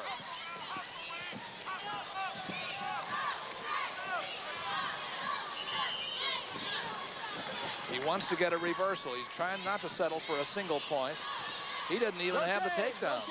He didn't even get the reversal, the escape there. And I'd say Army did very well to maintain that position. Army's doing a nice job on top here, and see he's trying to break down Fullhart before he works for the score. Now that's going to be tougher said than done, or easier said than done, against someone of the caliber of Lee Fullhart. Only a junior, as we said, but already a state champion.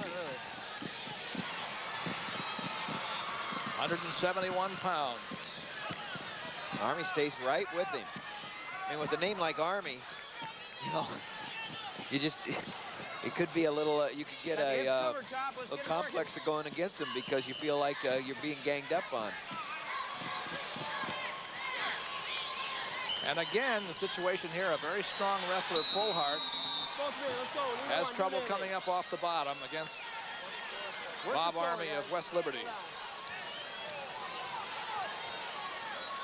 Speaking of West Liberty, the coach Herc Daimler says that over the past 2 seasons, they've had a very interesting team. We've had several countries represented by our wrestling team: Honduras, Mexico, Germany, and a manager from Finland. I'd say they're doing their job in our global, new global outlook. Count those last 5 loud.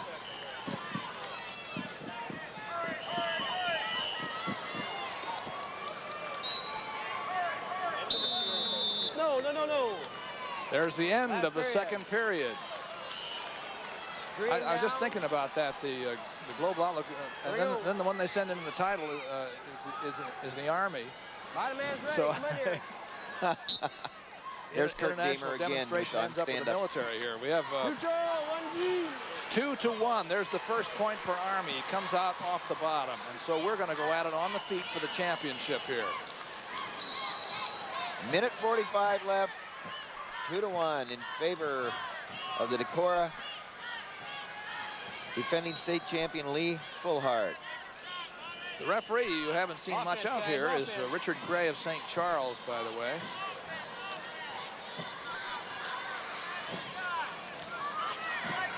Fullhart has the leg. Looking for position. And he has it. Yes, he did. You know, both his all 4 points now, both his takedowns have been scored right on the edge of the mat. He knows where he's at. He completes them. Sometimes that has as much to do right there. He knows where he's at. Look. Come on in. Boom. He's in there for 2 points. 4-1 in favor of Lee Fullhart of Decorah, trying to complete an undefeated year with his second straight championship.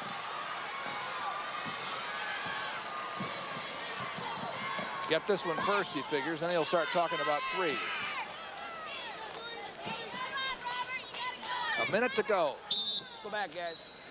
Iowa Public Television's broadcast of the 1993 Wrestling Championships of Iowa from Veterans Auditorium in Des Moines, live with Tim Johnson. I'm Doug Brown and Dean Borg and Dick Trotter. We're seeing Lee Fullhart wrestle Robert Army here and lead Army 4-1 with now 48 seconds to go. Warning, ready? Got warning here. We got 1 green. You're still down here, green. 4-3 now. Now that is a big point. Sit. 4-2. Cover. Still a big point because if he can come around for a reversal, it'll be a tie match. He's coming around. He's got the leg. He needs to drive through. He's going to try it. He's got him. He's got the reversal. And it's 4-4. Army in a nice reversal with 20 seconds to go. Now, again, it's a question of can he hold him, because Fullhart can win by just getting out.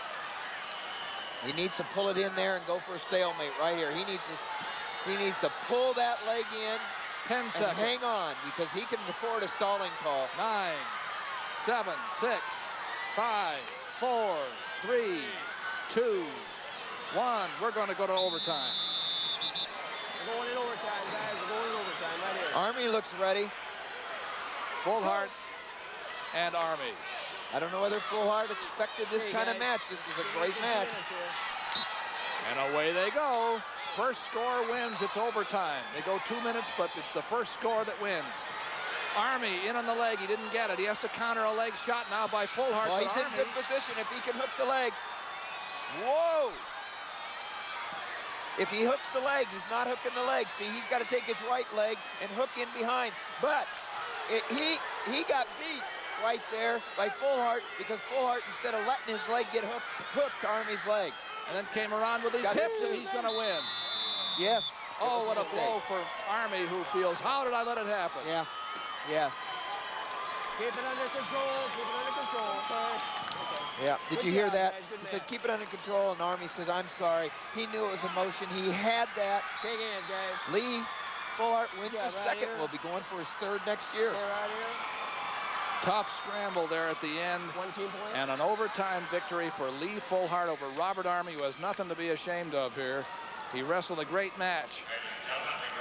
160 pounds, 1A championship There's the end of awards it. are being given, and we'll have those just as soon as we see this final takedown.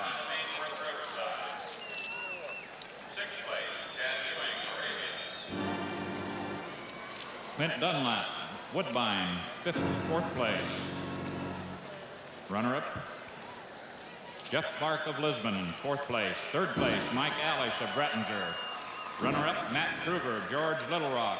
And the champion, 1A, 160 pounds, Dan Sweeting, Highland of Ainsworth, Riverside. Dan Sweeting playing it cool up there, you know, after a year of 36-1.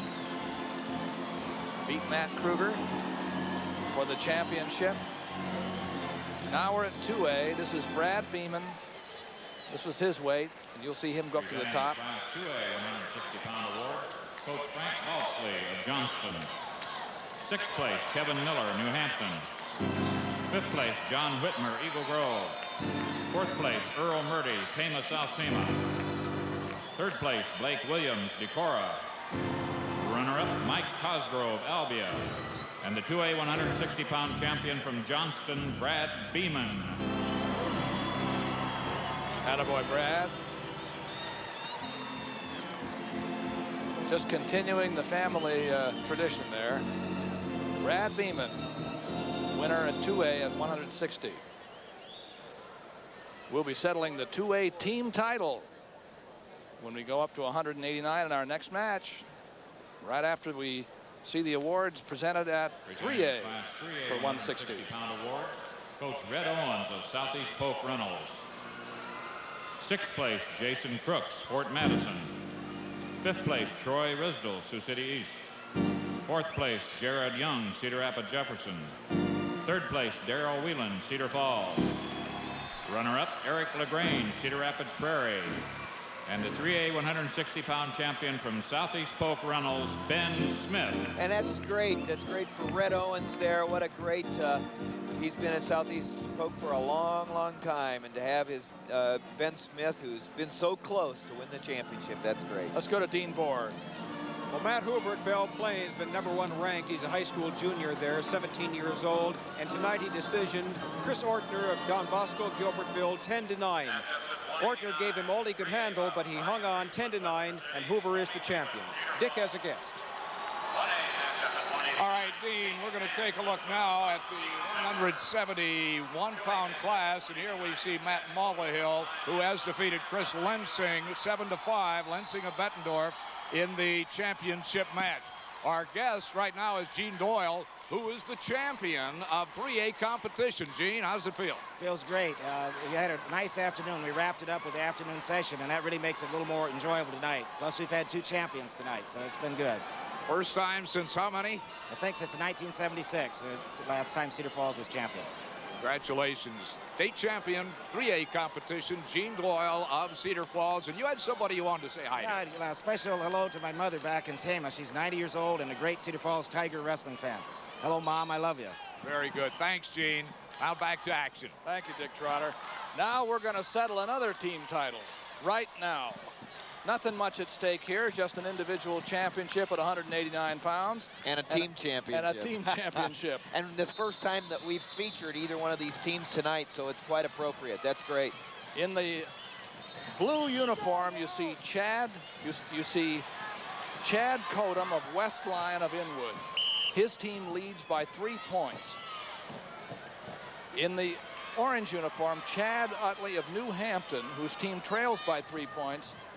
The winner of this match gets 4 for his team and wins the championship for his team. Arlie Severson won a state championship. He's the coach of New Hampton. They won a state championship in 1990 and going for another one. Ty Seaman, Ron Seaman of the Predictament's son, has been at West Lyon for 7 years, 5 years as the head coach. He's paid his dues too, being in the West Lyon Junior High and then as an assistant. Up there in the corner, by the way, TJ, I want to get this in here before we go on, is Tate Stamp of Lisbon against Todd Peach of Bedford for the 1A 189 championship. And at the AAA mat, we have Ryan Riesland of Webster City against another undefeated wrestler, the number 1 and 2, Tony Wheeland of Cedar Falls. And that should be a good one too. But here we're settling the 2A championship between Chad Kodum in the blue of West Lyon and Chad Utley of New Hampton in the orange. Great tradition for New Hampton, but not so much for West Lyon. Their highest finish up until this year was 10th, and here they are going for a state championship. But one of the things is, and I bet this doesn't happen in New Hampton, Ty Seaman has to wrestle in 2 rooms because they don't have an adequately sized wrestling room to practice in, so they have to practice in 2 rooms. One's a math classroom.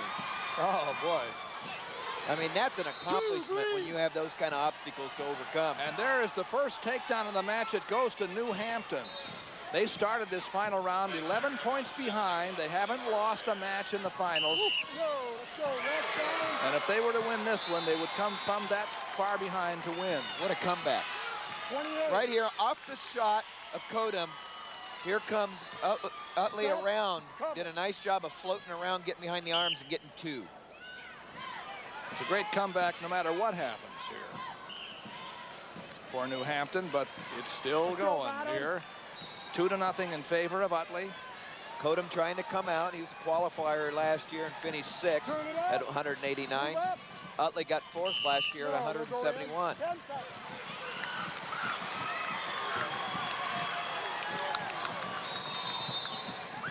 Utley got here by beating a couple of really good people. You beat Matt Eckerman, who was the defending champion last year, and Frank Bachman, who finished 2nd last year. We just saw Ty Seaman there, who was leaning forward, and he was the coach of West Lyon.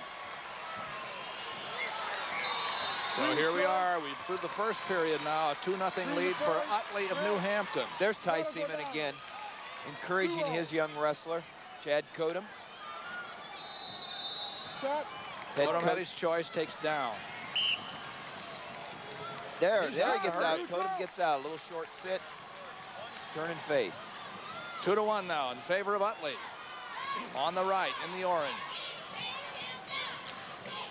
Use it. Championship at stake here for the 2A team title. Very, very seldom to come down this late. Second to the end right here.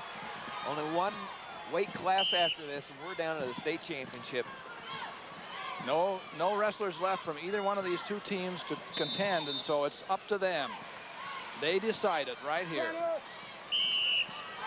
Kodum for West Lyon, Utley for New Hampton. There's Arlie Severson, longtime coach at New Hampton. A lot of success lately. As I said, won a team state championship in 1990. And again, it's Utley in on the leg. Can he stay in bounds? He did get 2. Facing me. And it's 4-1. There's a takedown from an underhook to the far leg, cuts across to the double, drives through using his head as a lever, gets the 2 points. 4-1. Now it's a 3-point lead for Utley, trying to bring New Hampton back from an 11-point deficit coming into the finals all the way to the team championship. Utley controlling things well. He has a 3-point lead with 50 seconds to go in the second period. Kodum is up. Come up. Come up. But not out. Utley again. Utley did a nice job of attacking right back, getting the double leg from behind and staying right with Kodum. Utley controlling him well. He has a 3-point lead with 25 seconds to go. New Hampton people watching right now, they can just start tasting it, and it's getting exciting. But these young men aren't in the finals to just sit there and let something like that happen. Kodum's going to do everything he can to come out, and there he does, but look at that. Utley's right back in, holding on to that control, but it's close right now to Kodum getting now it's going to have to be a point. There's the point. Now it's 4-2. In the escape. With about a few seconds left, he gets a point. That's an important point. Closes the gap to 2 points. Breeze down. 4-2. So we start the third period, and Utley is down, leading by 2. He's in the under position.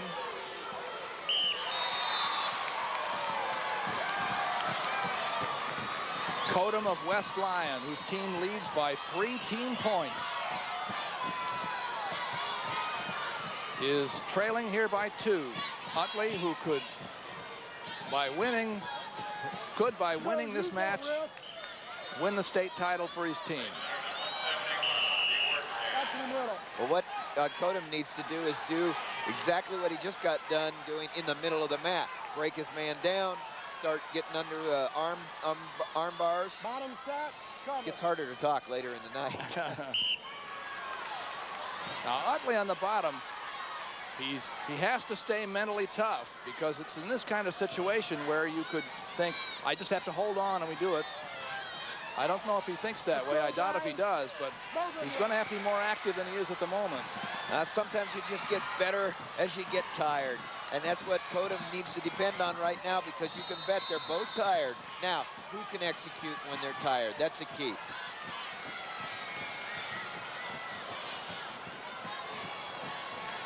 We're down to a minute in the third period. They go out of bounds. Let's take a look and see what the team score actually is. 86-83, West Lyon.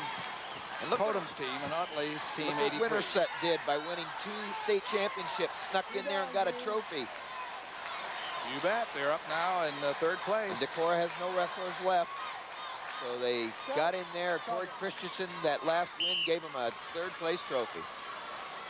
So again, we have less than a minute now to go. Kodum on top has to pick up 2 points somewhere. There's a warning against Utley on the bottom. The team is out now. It's a 3-point. Got to be some kind of takedown right now. If it gets any later, it's going to have to be a takedown to the back for more than 2 points.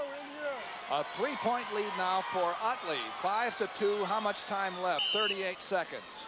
Utley has been called for stalling. If he was to get a stalling call against him now on 1 point and then the takedown, it would tie the match. And he's pushing. One more time like that, a little action like that, he'll get hit for stalling, but the time is running down, 30 seconds. Kodum has to keep coming forward. He's underhooking. There, right here. I wouldn't be surprised to see him get hit. He was able to come around, save it by being on in the mat and pushing Kodum off. It's in his interest to be aggressive here, because if you were penalized a point, then a takedown ties it. 10 seconds to go. It's 5-2 in favor of Utley. And the referee, Greg Eschweiler of Tripola, is telling him to New Hampton just won the state championship. It is a team championship for New Hampton. They won all their final matches in the championship round. Wow. And they win the title. 5-2 for Utley over Chad Kodum of West Lyon. A disappointing final round has to be for West Lyon. Well, that's just the start of their tradition under Ty Seaman there. Yes. 10th highest finish before almost winning the state championship. So New Hampton becomes the 2A team champion. There's Arlie Severson's reaction. It happened in 90, but I don't think it was as exciting as it happened in 93. There's Utley. He says, not only me, but us. They were 86-75 behind coming into the final round, and they won all their matches. Right here we have a 6-3 match coming up with on 1A. We're going to go see Tate Stamp of Lisbon, and it's who's 6-3, leading Todd Pete yeah. 6-3. Now again, the black. Now it's 6-5. 6-5. 6-5. You saw Todd Peach in the blue reverse Tate Stamp of Lisbon. And Lisbon will win the state title regardless. 5 seconds to go. They'd like to have a state champion. Tate Stamp, who was top ranked, has won the championship at 189 pounds. You know what's interesting there? He had 5 wrestlers come in from Lisbon. 4 were undefeated. Tate Stamp was the one that wasn't. Lost 3 times, wins the state title. He's a state champion at 189 pounds for Lisbon, for Coach Chris Lembeck. Now we're still going on 3A. The time remaining over here, 21 seconds, and it's 1-1. And they're both undefeated. It's overtime, It's as a matter of fact. Okay, so 20 Overtime. seconds left. Overtime, we're going. Ryan Riesland in the blue and Tony Wieland in the orange from Cedar Falls. Ryan Riesland of Webster City. They're both undefeated. It's 1-1 in overtime. And they're going to end up. Going to have a chance to go to the tiebreaker. The tiebreaker. Here's what happens. They flip a coin. They say, and the winner gets to choose up or down. There's been some controversy about this part of this to go. And both have been mourned for stalling here. Because everybody has always thought it's much better to be on the bottom because you can get out. But then there's been some thought that the officials don't like to call stalling in a situation like that. So the top man grabs the leg and hangs on. Advantage top in that kind of situation. It's a tough situation right now. And so for the folks that haven't seen this, the bottom man, if he escapes in 30 seconds, he wins. If the top man rides and doesn't allow his opponent to escape, he wins. So this is 189 pounds. This is overtime. Look at that, he's in on the hip. That was a good start there by Wieland, but Riesland really did a nice job of recovering. He's going to hang on down there in the leg as long as he can, and the officials say, no way, we're going to. He felt he could call a stalemate easily that time. So look for this explosive move by Riesland by 19 seconds. Wieland. And if Riesland can stay tight, he's got a championship close at hand. Official is he's got to drop, attack the hips. He's got to stop and drop. And he does. Look, and he's out. He's out. So it's Wieland of Cedar Falls who stays undefeated. The state champion team, Cedar Falls, gets a champion in Tony Wieland. On the tiebreaker. That's how you settle it when you go through a sudden death 2-minute overtime without a change, without a score. If you get out, you win. If you ride the other man for 30 seconds, there's you coaches win. Jay Llewellyn and Ken Gallagher and Gene Doyle. You heard those names before. The 171 1A awards. Buffalo Center, North Iowa. There's a reaction. Yeah. Mapleton, Maple Valley. 4th place, Joel Snell, Sully, Linville, Sully. 3rd, Ben Kalanoffs, Clarksville. Runner-up, Chris Ortner, Gilbertville, Don Bosco. And the 1A 171-pound champion from Belle Plaine, Matt Hoover. He had a tough one. He won 10-9 over Chris Ortner. Well, he looked like the fullback, or good smile up there, Matt, for Coach Al Billings. Now we go to the 2A top 6 at 171 pounds. Presenting the Class 2A 171-pound awards, Coach Roger Williams of Decorah. 6th place, Corey McLeod, Manchester, West Delaware. 5th place, Kurt Van Hill, West Lyon, Inwood. 4th place, Josh Dodd, Manly, NCNK. 3rd place, Mark Vanderlinden, Carlisle. Runner-up, Robert Army, West Liberty. And the 2A 171-pound champion from Decorah, Lee Fullhart. He won it in a scramble in an overtime. Lee Fullhart, undefeated year, a two-time champion. 2A team title was settled in the last match you saw, 189 pounds. New Hampton by 1 point over West Lyon. They came all the way from where they had to come in the finals. Coach Ron Gray of West Des Moines Dowling. This is AAA. Sixth place, Chad Scarborough, Waterloo Columbus. Fifth place, Matt Eldine, Iowa City City High. Fourth place, Chad Rhodes, Newton. Third place, Jed Gamble, Preston. Runner-up, Chris Lensing, Bettendorf. And the 3A 171-pound champion from West Des Moines Dowling, Matt Mulvihill. Matt Mulvihill for Dowling. They've won a lot of titles over the years. He's proud to be standing up there on top for Coach Ron Gray and the great tradition of West Des Moines Dowling. Matt Mulvihill, ranked #1 all year. Let's go to Dean Borg. In the single A classification, 189 pounds, the champion is Tate Stamp of Lisbon. Actually, he piled up a 6-2 lead going into the third period and then hung on, and I really mean hung on to win it, 6-5 over Todd Peach of Bedford. Right with me right now is Arlen Severson, who you've just said, Doug, has wrapped up the team championship there at New Hampton. You didn't know that when you came down here just a moment ago. No, I did not. They were telling me it was really close, and everybody said we were behind by 11 points coming in tonight. Well, Doug has just told our audience you won it by 1 point. That's what they just told me, and Well, you've been there 25 years, haven't you? Yes, I've been at New Hampton 25 years. And in that time, what's the secret? There you are. There you are. Well, I think part of it is I'm a native. I'm a native New Hampton. I'm a state. Part of it is exuberance. Yeah, I get a little excited. What's the thing that worries you most about high school wrestling, darkest on the horizon after 25 years? Well, the blood right now is a big problem, and hard work. The young people today aren't working as hard. Arlen, we have to go back to wrestling. Okay. Doug? Thank you, Dean Borg, and congratulations to Arlen Severson, New Hampton. That's good news, I guess. No, you win the title, 189 pounds. We're going to go to heavyweight. This is the last set of championships to be settled. We're going to start out at the 2A mat between Adam Greiner of Mid-Prairie Wellman and Kerry Meyer of Britt West Hancock. At the 1A mat, by the way, as they start here, Mike Christensen of Lenox wrestles Clay Bowman of Logan Magnolia. And at the 3A mat for a championship, Dion Reed, ranked #1 from East Waterloo, wrestles Scott Peck of Thomas Jefferson of Council Bluffs.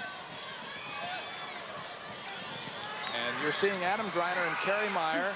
That's Adam Greiner in on the leg for the first takedown. Greiner, a state champion last year at this weight. Kerry Meyer, a runner-up in another class. They were in Class A last year, Britt West Hancock. And now he's in 2A and right back in the state finals. Adam Greiner is undefeated through this season. He won 2 falls out of 3 matches in his quest to get here in the state championship matches. And Kerry Meyer won 3 decisions. 2 by 3 points, 1 by 4. You know what's unique about Kerry Meyer is he's from a town, Kanawha, and they've never had wrestling, and they've been sharing a program with Britt West Hancock for the last 4 years. That's as long as Kerry has been involved in wrestling, 4 years, and here he is. Been a runner-up already in the state finals for the 2nd year. Never had wrestling prior to high school. He's in the orange, Kerry Meyer of Britt West Hancock. Adam Greiner, go boys! 41-0 coming into this match this year. Let's pick up the action. Let's from Mid-Prairie of Wellman. Coached by Jim Caton. Jim Caton. 8 years as the coach at Mid-Prairie. And of course, Al De Leon, the coach at Britt. You know, he told me he's had over 100, about 110 state qualifiers, 28 state champions. I asked him how many runner-ups. He said, thought about it. He said, I think it's right at 28. You know, you go into those finals and it's about 50-50 over a long career. Al De Leon, 32 years at Britt. Greiner on the right. Kerry Meyer on the left. Heavyweight. That means 275 pounds. Red man. Greiner takes down, starts second period. He's leading 2-0. Cedar Falls has won the 3A championship. Lisbon had it wrapped up coming into the finals. Lisbon wins at the 1A level. And New Hampton has just done it at 2A. Adam Greiner there in the black is headed for the University of Iowa. Was an early sign along with McGinnis, Ironside. He escaped. And Joe Williams from the Chicago area. 4 early signers, Adam Greiner among them for the University of Iowa. Make it 3-1.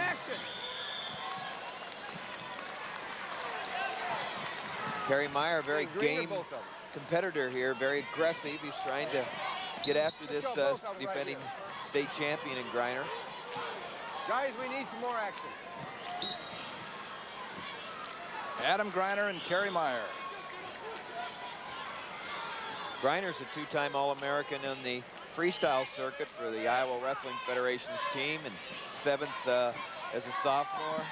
Also placed last year at the National Junior Championships. He's won over 130 matches for Mid-Prairie. Now they're going to, the official here is Larry Blaker of Perry, and he just called them both for inactivity, a double warning. 3-1 in favor of the man in the black uniform, Adam Greiner.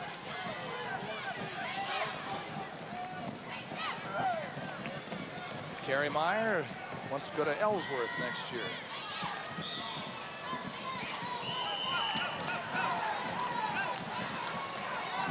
Russell Junior College. There's a nice Look single at that leg single by Greiner.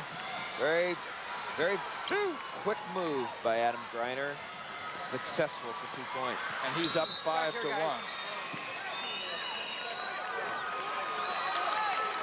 10 seconds to go in the second period. A 5-1 lead at heavyweight. Look at that. Far single right there, sweeps around. Then he finishes it, Adam Greiner does, by doing a treetop and a trip down on top, covering the hips for 2.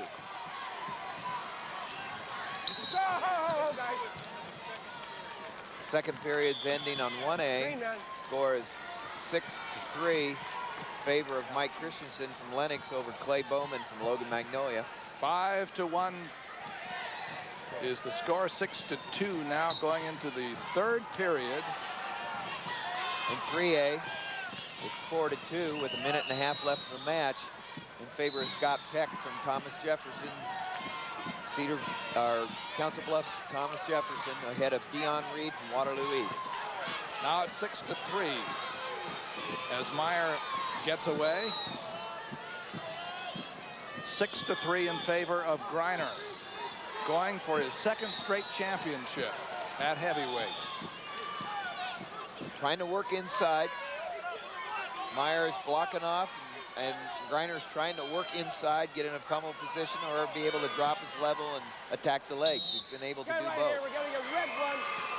Now there is a... Greiner gets 1 point. And what I was talking about right there, the referee saw also, was that Meyer is blocking off and not allowing Greiner in. 7-3 now, a 4-point lead with 1:05 to go.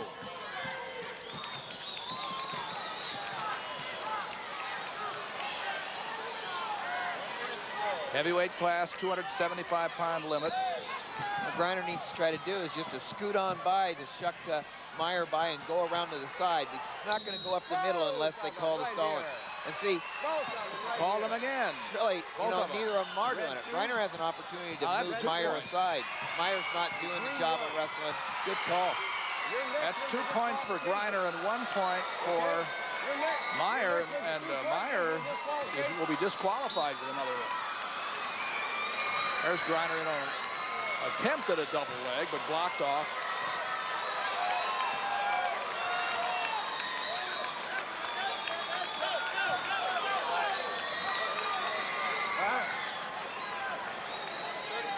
With only 30 seconds left. Myers not going to get it done with the hand on the head there. Greiner decides to drop in, gets a single, takes it right back up to that treetop, drops down with a 2 point. Up 11-4.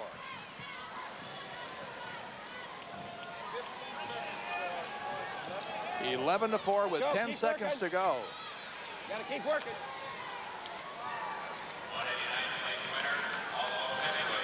And he's got his second state championship, Adam Greiner. Mid-Prairie, Wellman. 11-4 for Adam Greiner.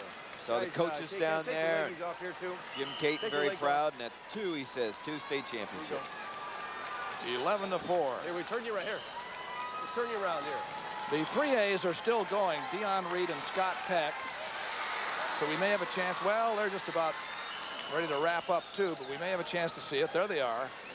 Dion Reed of Waterloo East against Scott Peck of Thomas Jefferson, and it is Dion Reed's ranked #1, but Peck is leading here 6-3, maybe an upset. And Mike Christensen from Lennox won by a pin. That's the only pin we've had in the finals tonight, wow, as far as I can remember. I don't think we've had another one. Over Clay Bowman from Logan Magnolia in the 1A heavyweight match. Now that's Dion Reed in the under position. That's Reed, and Scott Peck is coming on top, leading by 2 now. Reed's got to sink that whizzer pretty deep, and it's not going to happen. It's going to be Peck. Peck wins it. Peck wins Council it over Bluffs. Dion Reed. Thomas Jefferson. He had 6 losses this year, but he didn't lose the big one, Scott Peck. And a tough loss for Dion Reed, 275-pound class. He's a courageous young man, too. He's in remission from Hodgkin's disease, and he's doing extremely well. He's winning the bigger battle, Doug. Yeah, he is. Dion Reed. There's Scott Peck, the champion. Now we're getting the championship awards at 1A at 189.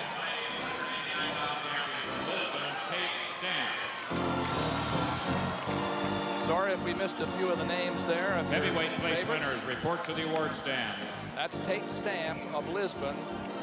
He's the only individual champion that the Lisbon team had, although they won the state title and had it wrapped up going into the final night. And as you said, the irony was, the interesting thing was that he was the only man who had lost a match of the 5. I think these state finals are full of irony when you look 6th place, Wes Hand, closely Tama, enough. South Tama County. 5th place, Lance Thompson, Decorah. 4th place, Frank Bachman, Glenwood. 3rd place, Matt Eckerman, Forest City. Runner-up, Chad Kodum, West Lyon, Inwood. The 2A 189-pound champion from New Hampton, Chad Utley. Well, it may be possible that he did not know he was wrestling for the state team title there, but as his coach said, he didn't know. No I way. don't know. No way. Let's go to Dean Borg.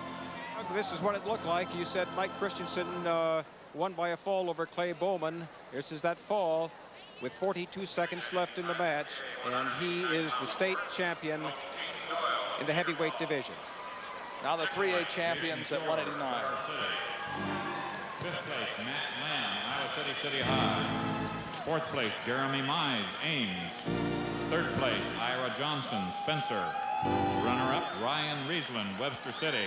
The 3A 189-pound champion from Cedar Falls, Tony Whelan. Congratulations to Cedar Falls as a team and to that man, Tony Whelan. In overtime, let's go to Dick Trotter. All right, they were huffing and puffing in the heavyweight division tonight in Class 3A competition.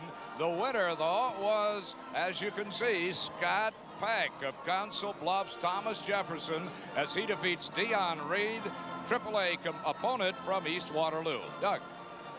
Thank you, Dick Trotter and Dean Borg. Done a great job tonight, as usual. As always, our experienced floor reporters on Iowa Public Television's coverage of the 1993 State Wrestling Championships. We're getting the awards now at heavyweight. It's a little harder for all the heavyweights to get over there, you know. They're just done, and it's not the first thing they think about. But here's 1A. Heavyweight awards, Coach Aaron McGuire of Lennox. 6th place, Sean Striegel, Thornburg Tri-County. 5th place, Matt Pawelka, Janesville. Fourth place, Mike Bourne, Williamsburg. Third place, Tony Baldus, Lisbon. Runner-up, Clay Bowman, Logan Magnolia.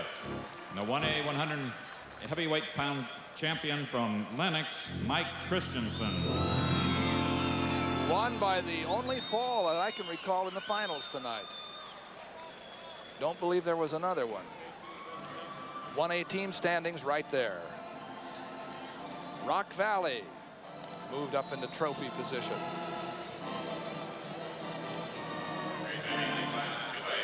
Now the 2A at heavyweight. Jim Caton of Mid-Prairie Wellman.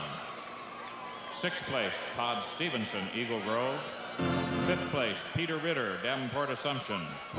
Fourth place, Garth McGraw, Pleasantville. Third place, Mike McCabe, Story City, Roland Story. Runner-up, Terry Meyer, Brett, West Hancock. And the 2A heavyweight champion from Mid-Prairie Wellman, Adam Greiner. That's Adam Greiner, the champion. Okay, so everybody out there, you all said, what about Jeff McInnes? What did he do to that guy?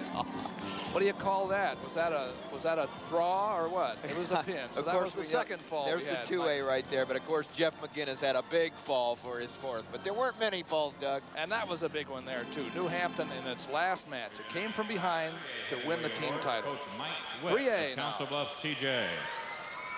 Sixth place, Jeremy Whalen, Indianola. Fifth place, Josh Vance, Sioux City East. Fourth place, Dempsey Miller, Davenport Central. Third place, Jason Hirsch, Dubuque Hempstead. Runner-up, Dion Reed, Waterloo East. And the 3A heavyweight champion from Council Bluffs, TJ, Scott Peck. Congratulations to Scott Peck, 3A champion at heavyweight. The 3A team championship went to Cedar Falls. That was the one that was the least close, and Cedar Falls did well in the finals. They had it locked up coming into the finals. Crosstown and won some titles. Look at that. Let's have the team awards now, presented by Mo Kelly. The recognition they deserve here. All right, to present the team awards in Class 1A, 3 members of the Board of Control of the Iowa High School Athletic Association. To my near left is the current chairman of the board, Terry Egan, principal, Oskaloosa High School. In the center is Doug Williams, superintendent of schools at Gilbert. And next to Doug is Ron Bickford, superintendent of schools at Danville. After you receive your awards, if you would go to your respective mats, we'd appreciate it. Third place in Class 1A, 60 points, Coach Kent Eknes and Rock Valley.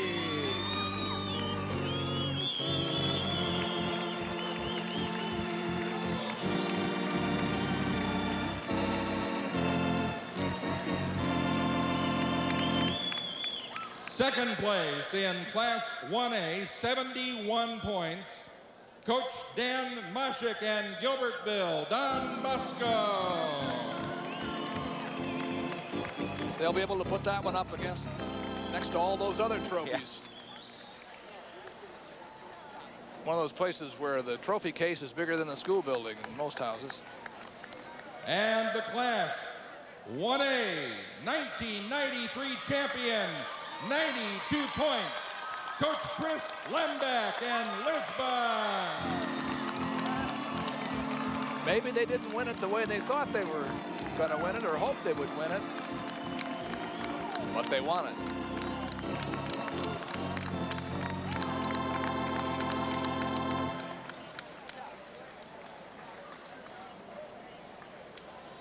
That's the 1A. All right, going to the Class 2A. 3 members of the Board of Control to present these awards. Doug Williams, superintendent of Gilbert, to my near left. In the middle is Chuck Van Heck, representing the athletic directors. He's the AD at Muscatine. Next to Chuck, Robert Nielsen, superintendent of schools at Westside Arweva. And next to Mr. Nielsen is Kathy Collins, representing the Department of Education on the Board of Control. In Class 2A, third place, 74.5 points, Coach Gary Christensen and Winterset.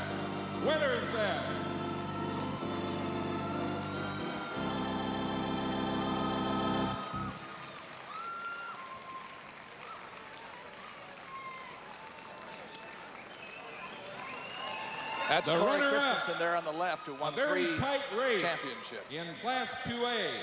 The runner-up with 86 points, Coach Ty Seaman, West Lyon Inwood. It had to be disappointing for them to lead by 11 points coming into the finals and then lose. But this is a team that's coming. Obviously, Ty Seaman has a team of destiny here. It's not the last time they'll be here. And the neat thing about it is the first time they've raised a trophy at that school, and that's great accomplishment. And 1 point better than that, 87 points, Coach Arlen Peterson and New Hampton, the Class 2A champions. Well, that was a nice script, you know. We could have written it that way for New Hampton. We couldn't have done better. They needed 11 points. They got them. It was just an exciting night, Doug. I really enjoyed calling it with you, and I just thought it was one of the more exciting in the past few years. Yep, sure was. Happy bunch of people from Northeast Iowa, New Hampton, in the 2A championship. Okay, in Class 3A, to present the awards, to my near right is Kathy Collins, representing the Department of Education on the Board of Control. Chuck Van Heck, AD at Muscatine, represents the ADs on the board. He's the gentleman in the middle. And the current chairperson of the board is Terry Egan, principal of Oskaloosa High School. Third place in Class 3A with 90 1/2 points, Coach Dick Briggs and Cedar Rapids Jefferson.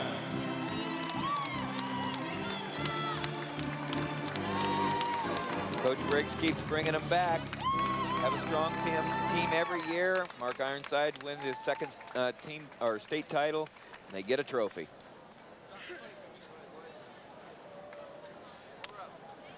There was real competition for those 2nd, 3rd, 4th, and 5th in that 3A battle. The runner-up team in Class 3A with 91 points, Coach Ron Peterson, Cedar Rapids Prairie.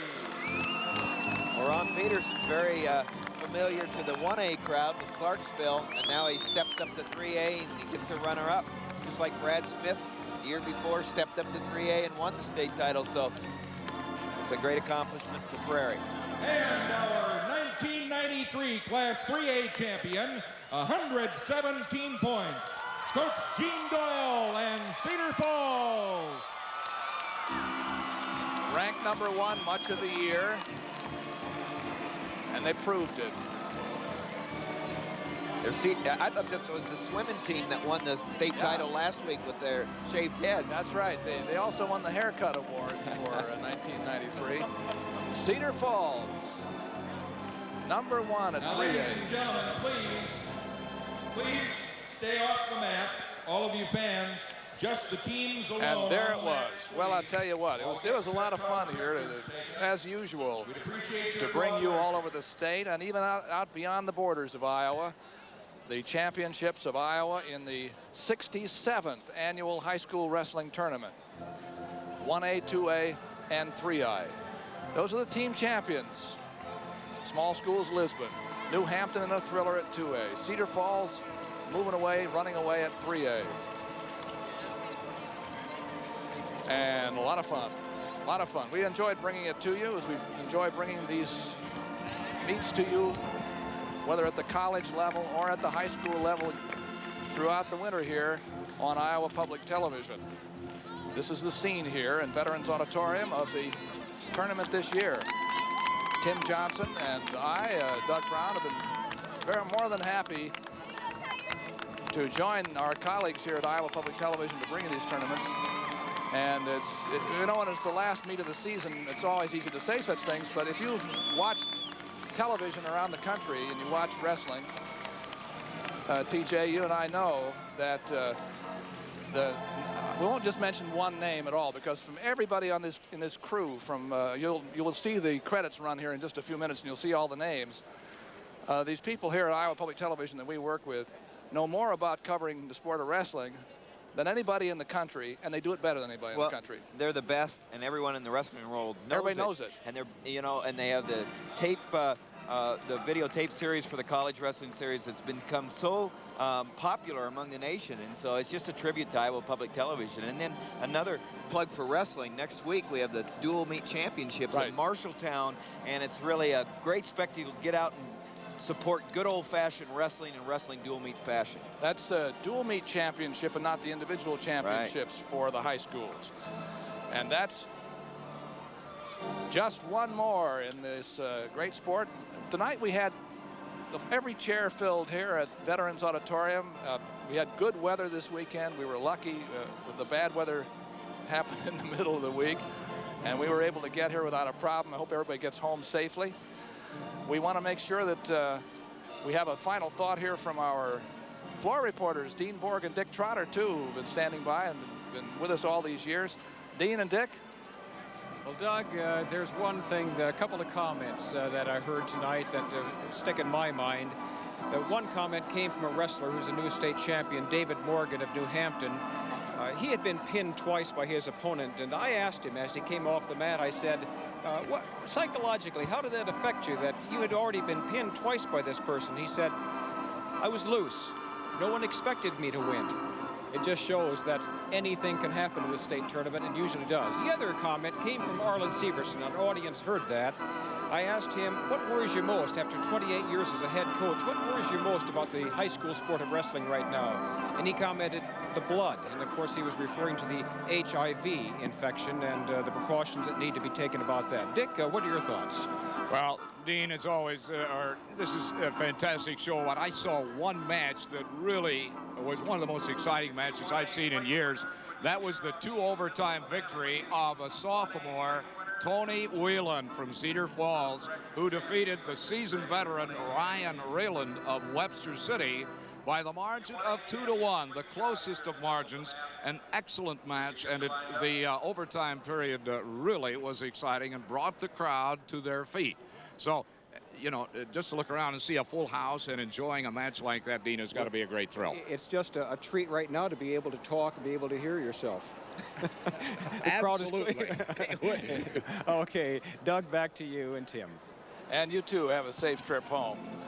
It's Iowa Public Television's coverage of the 1993 High School Wrestling Championships from Veterans Auditorium.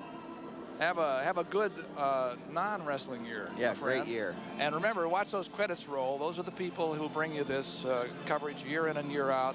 All the jobs that are done. There are lots of people who help out for Iowa Public Television in these bringing you the wrestling meets that we enjoy bringing you. Now just stay tuned too for our evening program schedule on Iowa Public Television. First, it's old-time country music, and then it's new country video. And finally, Play It Again Nashville. It's quality public television, Iowa Public Television. We call it this, and it is a resource for Iowa's future.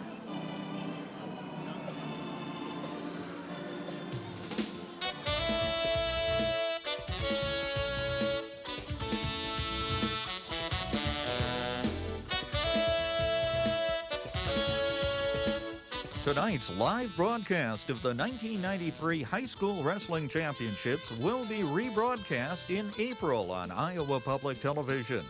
Look for Part 1 Saturday morning, April 17th at 10 o'clock, and Part 2 at 8 o'clock the following morning, Sunday, April 18th. Now, stay tuned and join Bob Everhart for another edition of Old Time Country Music.